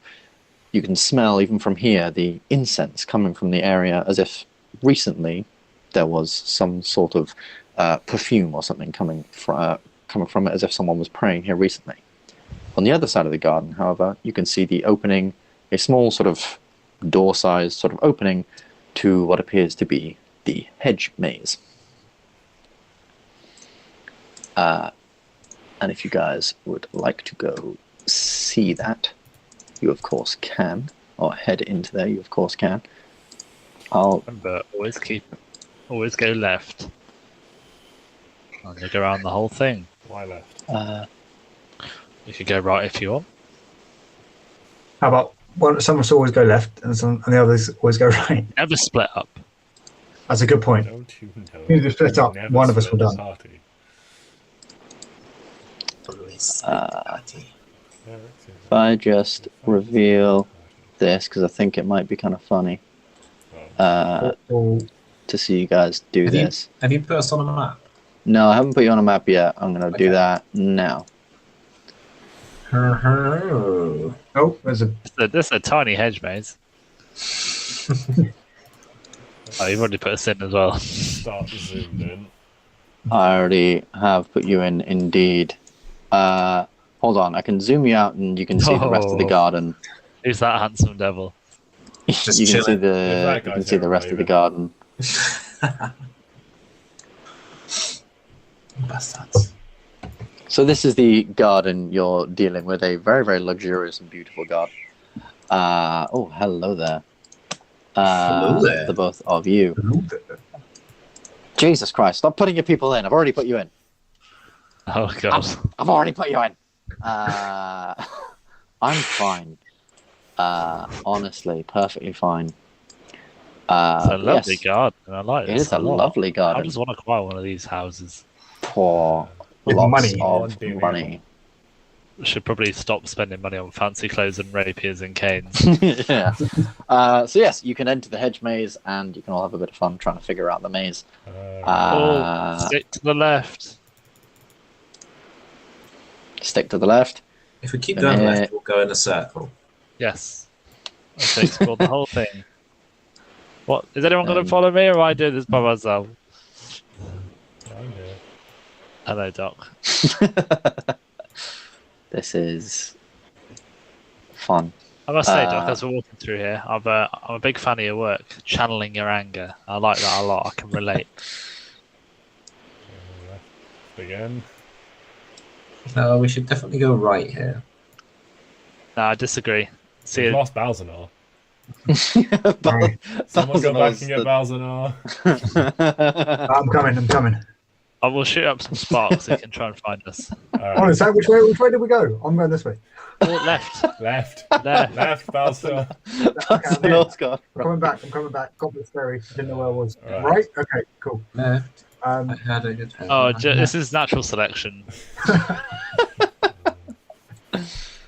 This was almost- I followed your voice.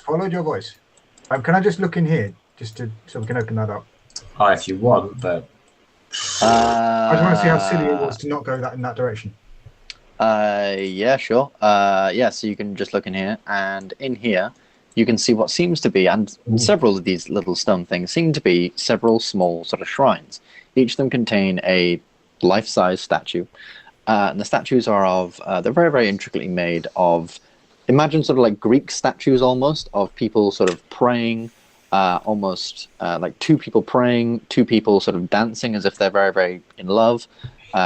People, one person like looking up at the stars and the sky above them, sort of thing. One person just sort of like stood praying like this. It's a very, very beautiful, beautiful sort of thing, and almost like within this maze are several sort of shrines that one might go to and reflect upon as they're moving through. But as you guys enter this place, you can see this. Aha. I went the wrong way, lads. Coming back. hello. And as you enter Enormous, this, Luke. and as you Sorry, it's been enter 900 this years. space- For you, it's only been a day.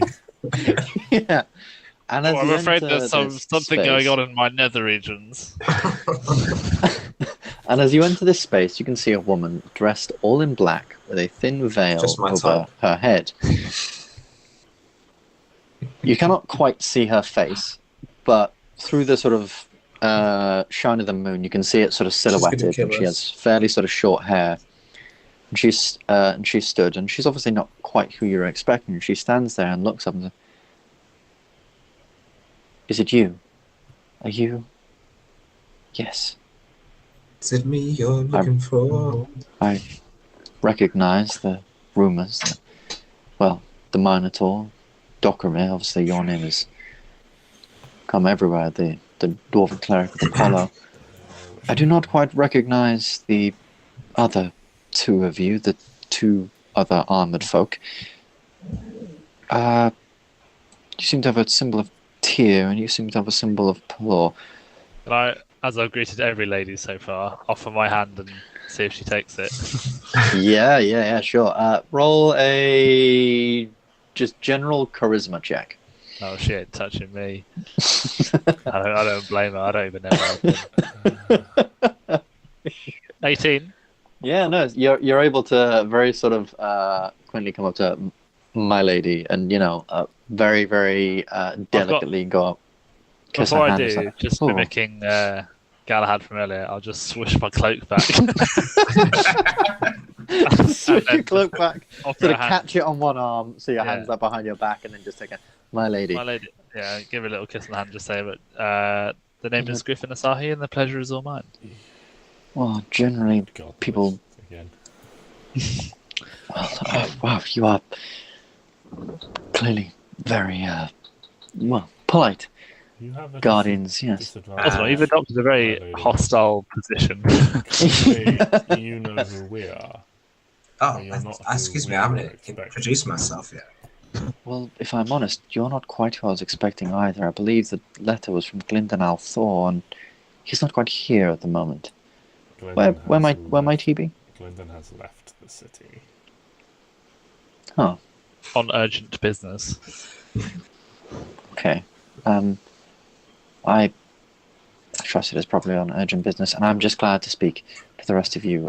Yes, I should introduce myself. My name is a good name. Hello, My, good name.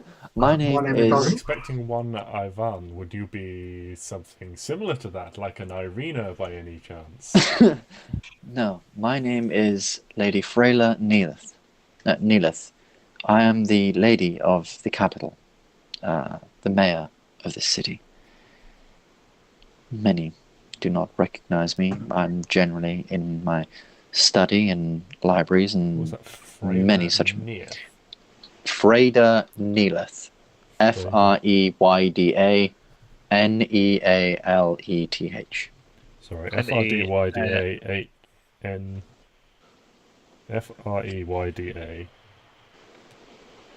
Neelith. YMCA. Nealeth. Neer. Okay. I am the lady of the capital. Tonight. Unfortunately, unfortunately, When did Galahad turn into a knob? Did I miss that Sorry. bit? It's just the, it's just the inner Aramis. It's just coming out. I can't stop it. Going up. This is why they always accidentally call you Aramis. You just embody the character. I am Supreme very sorry. Councilman Ivan really couldn't make it tonight. Insight. Mainly for fear of his own and his family's life. Yeah, of course. Yeah, I mean, as far as you're aware, she seems to be honest. Obviously, this is just looking at her with the 14. Just looking at her, she is a very, very noble woman. So clearly, she's had a lot of time around politicians and different things like that. So she knows how to both keep her guard up and let it loose when it needs to be around certain people. But that must mean And she always knows. She must know how to lie very well as well. Well, of course. So, Slippery like an eel. as far as you can tell, around all four of you guys, in this hedge maze, in this very quiet part of town, she has no necessarily reason to lie, but at the same time, maybe she could. You don't know. You've been surprised before. I kind of just like to keep my head on a swivel, Yeah. I mean, I'm guessing being quite short that all I can see is Hedge Maze, but Yeah, it is mainly all you open can and see those is hedge sorts of maze. things. And the sort of you can see some of the rooftops of several, like the building that would be down this way, like down south. Far away. But otherwise, that's sort of about it. But yeah, sure. Just give me a perception check. I mean, given how stealthy these fuckers were last time, if they are here, it's gonna need to be a big roll to find them. So far, you don't really hear anything other than the gentle rustling of leaves through the earth as the sort of night breeze blows by. My She looks- lady. Yes. What? I mean, do you know of the happenings in the city? Well, yes, I'm unfortunately all too familiar with the happenings of the city, and I was hoping you would all be able to help. I know Of course. Archmage Rast, wherever he may be, trusted in Glyndon and the Guardians. I know, you've done some good things in the past, so maybe you might be exactly what the city needs right now. It seems, gentlemen, that the city has been somewhat compromised. At this present time, the council really only consists of 3 people. The rest of us are either under some form of, I don't even know what you would call it, a charm or something, or we are being blackmailed. Myself, Councilman Ivan, and the Councilman of Foreign Affairs, Aasimar, are being blackmailed. Councilman Ivan and Councilman Aasimar, their families have both been taken. Their whereabouts, I'm not quite sure. But if they disagree, they've been told, if they disagree with any of the goings-on, if they call out, if they make any of this public, their families will be hurt and potentially even killed. Me, Who's threatening them? well, we'll get to that in a small moment. Apologies. Me, some information has been collected by these people by this person. And this is information I would wish that really doesn't see the light of day. If it does, well, I could face the noose very quickly. And so, we are all forced to be somewhat tight-lipped. And this is all due to the newest addition to the capital's council, Lord Lazarus Barrenhill. In the absence of the Archmage Rast, who has gone missing in the recent weeks, it seems that the other council members agreed, unanimously amongst all the other 6, that that he should be allowed onto the council, even though he's not an Archmage of any sort. The place is especially saved for the Archmage, but it seemed to be a unanimous vote that he be voted onto the council. Now, the 3 people who seem to be in, I say, cahoots with him would be the councilman of the finance and treasury, the council's political advisor, and the whelp, Councilman Hamish of arts and culture. The others, councilwoman of the people, councilman of the natural world, and councilman of religious affairs, seem to be under... I don't know, they are different. They do not speak in meetings, they stare blankly at walls, they do not answer messages, they go home and sit and hardly eat or speak or sleep or talk to anyone. It is as if they are under some form of, I know, a little magic, under some form of charm. But no charm have I ever seen like this. And it all started when, well, Lord Barrenhill came to the scene. I really do not know anything. The council meetings of late have been on trivial matters. The upcoming ball, several basic things about some budgetary restraints, and what is to be done about the demons prowling throughout Ambyr. The rest of the meetings are held by the other council members at night.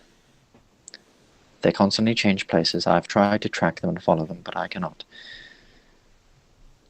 I do not know where they hold their meetings, sometimes in several of their houses, sometimes in other places, but I do not wish to pry too close, as, obviously, I am being blackmailed too. But all I know is Lazarus Barrenhill holds a lot of whatever the hell is going on in the city together. I was hoping maybe you would be able to find a little bit more about him. I have had some of my men watching his house, and I know that at night he is never really there. Or at least no lights are on in his mansion. He has no guard. And he is seen leaving the estate and does not come back until morning.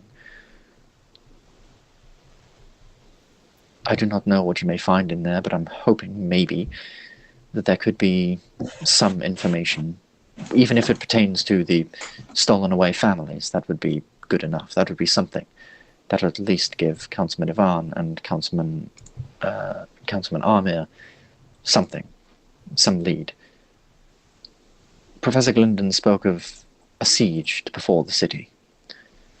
Sadly, a siege, as large as he was dictating, would need a majority vote in the council, or the king's approval, neither of which can be done while those 3 seem to ignore such claims and comments, and while the other 3 are seemingly always in agreement with Lord Barrenhill. We need people on our side. We need those 3, I don't know if uncharmed, whatever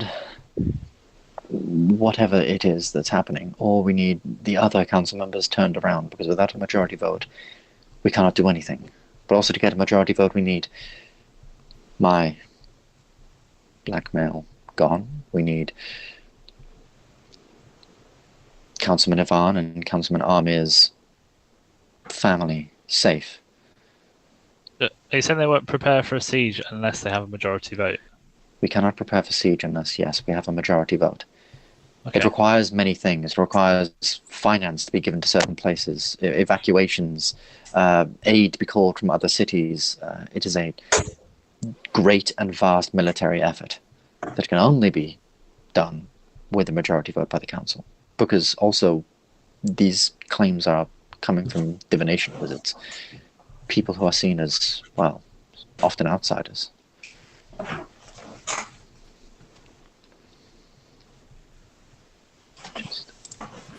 I'm sure. They need a majority vote to prepare for war.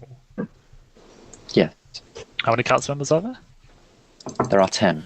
And what's the One majority council. then? Just 6 or So there's Yes. there's three. There's Freda, Ivan, and Ambyr, who are all being blackmailed. There's 3 that support Lazarus, seemingly on their own. 3 that are charmed, and Lazarus himself. Yes, you are So, correct. is the majority just 6 then? The majority, yes, would be 6. They would be outvoted, and there is nothing they can do.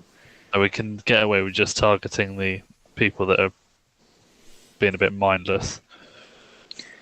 Potentially, yes, and obviously clearing whatever names we have. And then, yes, you would probably have a majority vote, and we could get started on preparing the city. I knew a divination was at once, and I know of Lady Moraine, who is working in the Wizards College tirelessly as we speak. I put stock in their abilities, and yes, I believe in what they're saying. And so I'm scared of what would happen if we do not get this vote in time or as quick as possible.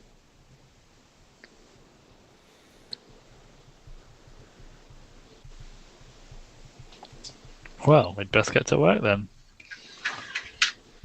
We best had indeed. Before we do anything, Yes. a mare that has a secret that could get her the noose. Yes. Seems like forgive me, but a shady person to be working for on faith alone. Aren't you all about faith, Sir Cleric? Oh. Aren't all of you? Except for you, Mr. Minotaur. All of you wear religious symbols. We're all His faith relying is in on the faith. fire. My faith. Fire is my religion. My faith has a little. It still has some sustenance to it. What are you saying, young dwarf? I'm saying I'm not trusting you implicitly. While our goals do seem to be aligned in this, I've been stabbed in the back quite recently to trust blindly so quickly.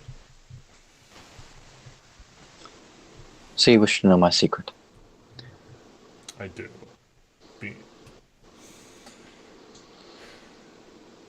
Forgive me, but you've caught us, or at least myself, rather off guard. After all this time trying to meet Ivan, we meet you.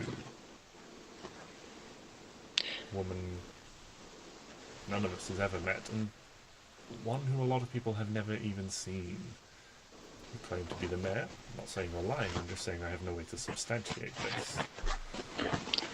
Well, first, you can see this, and she pulls out a small mark, similar to the one that Councilman Hamish gave to you, all when you were dealing with the tower.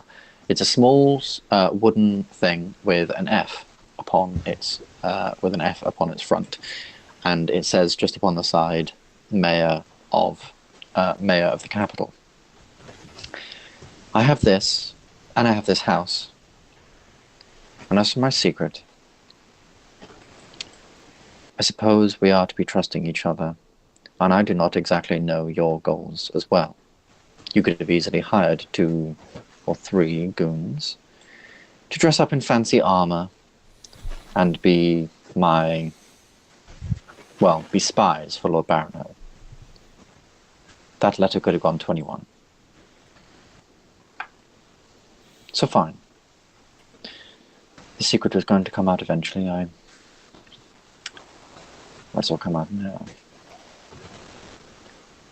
When I was a child, I worked tirelessly with my father the mayor of the city, obviously. I worked days and nights alongside him, taking notes, preparing to become the mayor of the city. I sacrificed friendships, relationships, everything, to be by his side and take over him. However, I gained a baby brother who did not take up such tasks. He took up drinking, whoring, gambling, became my father's drinking pal. And in my father's drunkenness,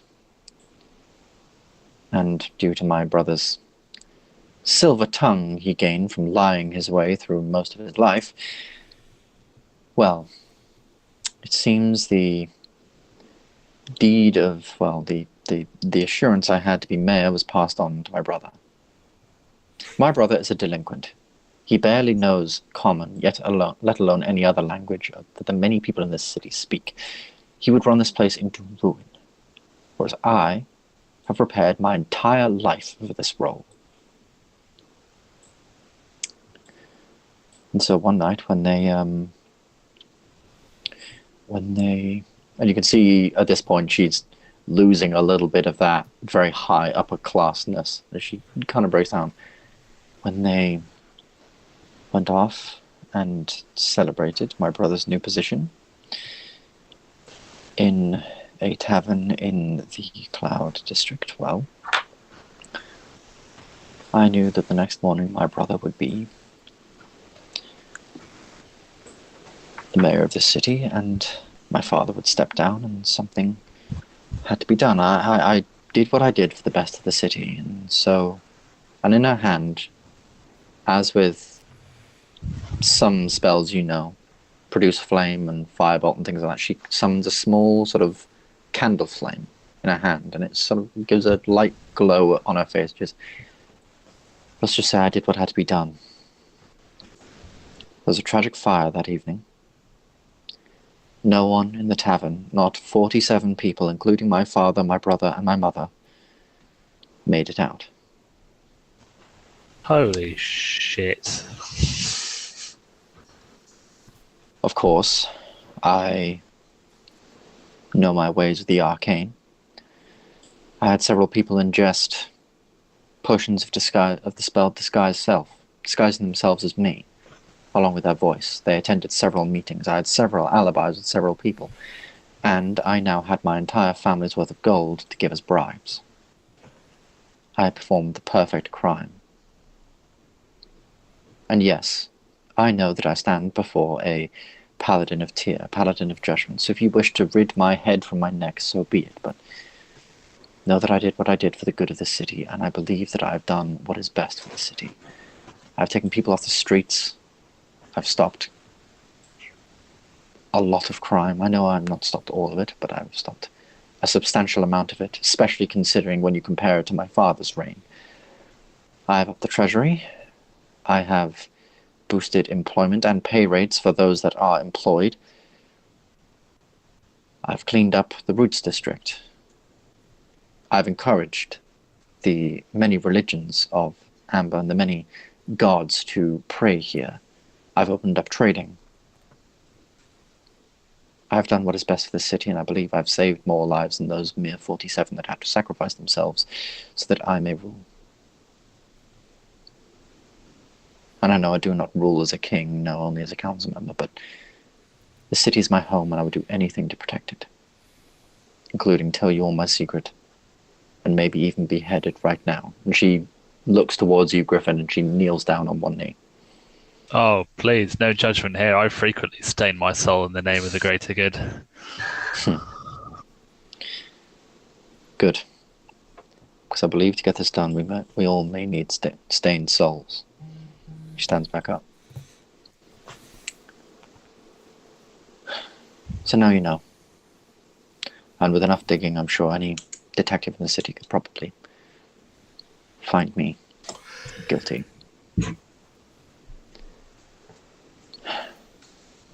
And I would face the news gladly. What evidence do they have to blackmail you with?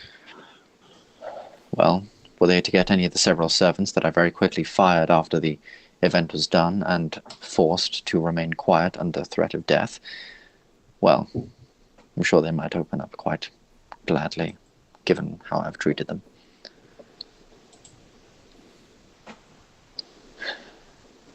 I do not know what evidence they could gain from me, but their word alone, the word of those I had to bribe, the guards I had to bribe to allow me to slip to the place unnoticed. The woman I had to buy the potions of disguise self from. I don't know. Whatever they can think of, really. But I hid my tracks well enough, I believe. So are we killing all of these people, or... I'm not saying I want to do that, I'm just putting ideas out there. Well, if I would recommend, as I said, looking into Lord Barronhill. I believe he has hinted towards me, well, not me, but towards Councilman Ivan. He mentioned about his family. Mentioned he should do something for the benefit of his family. It was a sly remark, but I think it had some sting to it. I think he knows about what's going on with Councilman Ivan's family, with the families of who is going on here. He must know something. I mean, it's just strange for him to suddenly show up, become council member, for everyone to agree. And at the same time, I am blackmailed, Councilman Ivan is blackmailed, and so is Councilman Ambyr. Both their families are taken. Thank you for your honesty. I know what it is like to live with a secret as well. Doesn't take Yes. as a woman as connected as you are, I'm sure you know what this means, and will gesture to the brand on my face. Oh, I'm well aware. Indeed. Your suspicions are almost certainly correct. Lazarus Barronhill is almost certainly a vampire. Well, that certainly does explain a lot of things. Griffin, I believe it's time for some fireworks. Oh, yes. Balzanor, light up the ship. Let's do this! Everyone make me a quick perception check, just as all of this is sort of going on and you guys are getting towards this. Oh, that's worse than... That's not terrible, but it's worse than it's been for a little while. Oh no, worries. Griffin's found something. Thing is, though, I don't think he has. If these guys are here and they have been rolling as stealthily as they have in the past, a 21 is going to be hard pressed to spot them. Who are these guys? As you are all talking, as this comes to an end, Doc mentions about the fireworks. There is a... most of you don't really notice it. It's just another blow of the wind. But Griffin, you do hear something, and Doc, you do as well. Oh. There is just a slight sort of crumple, like something's hit something pretty hard. And then there is this faint sort of whisper through the air. You almost mistake it for air, just whooshing through the area, but it's not. It's a very, very faint, just sort of whisper. And none of you really understand it, but Galahad, in your mind, you hear this whisper. And it is the whisper of a woman who you once knew, and sadly, in a choice between two evils, you have to choose one. You hear the voice of Seer, your old compatriot, your old friend, in your head. I found you. And walking slowly, you can hear now the thuds of several creatures just thump, thump, thump. And you can hear this almost like groaning, this grinding almost of stone on stone. These creatures, these things, they wouldn't call them creatures, stepping towards you into the in the darkness. The statues you saw from earlier beginning to step round the corner from you.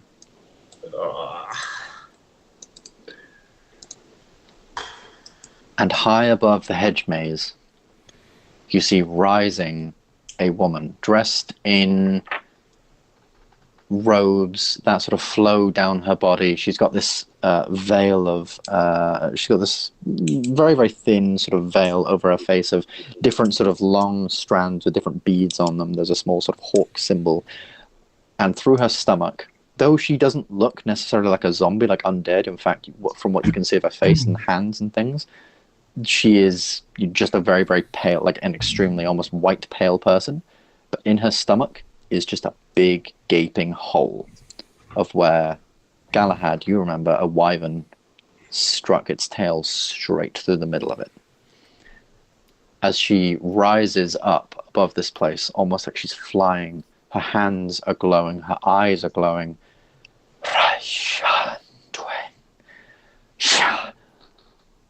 And you can hear, yes, more of this stone grinding and moving. And in her hands, she begins to prepare a spell. And that's where we'll end today's session. Bam, bam, bam. Just waiting for Matt to say, "Come spell." that was too not in range.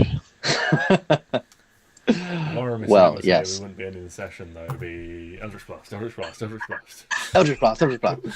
Well, rather ironically, if you remember, this one was a warlock, so... Eldritch Blast, Eldritch Blast, Eldritch Blast, Eldritch Blast. You need a taste of your own medicine. Well, this is a delight. This is a fantastic delight. Thank you all very much for coming. I hope you all enjoyed.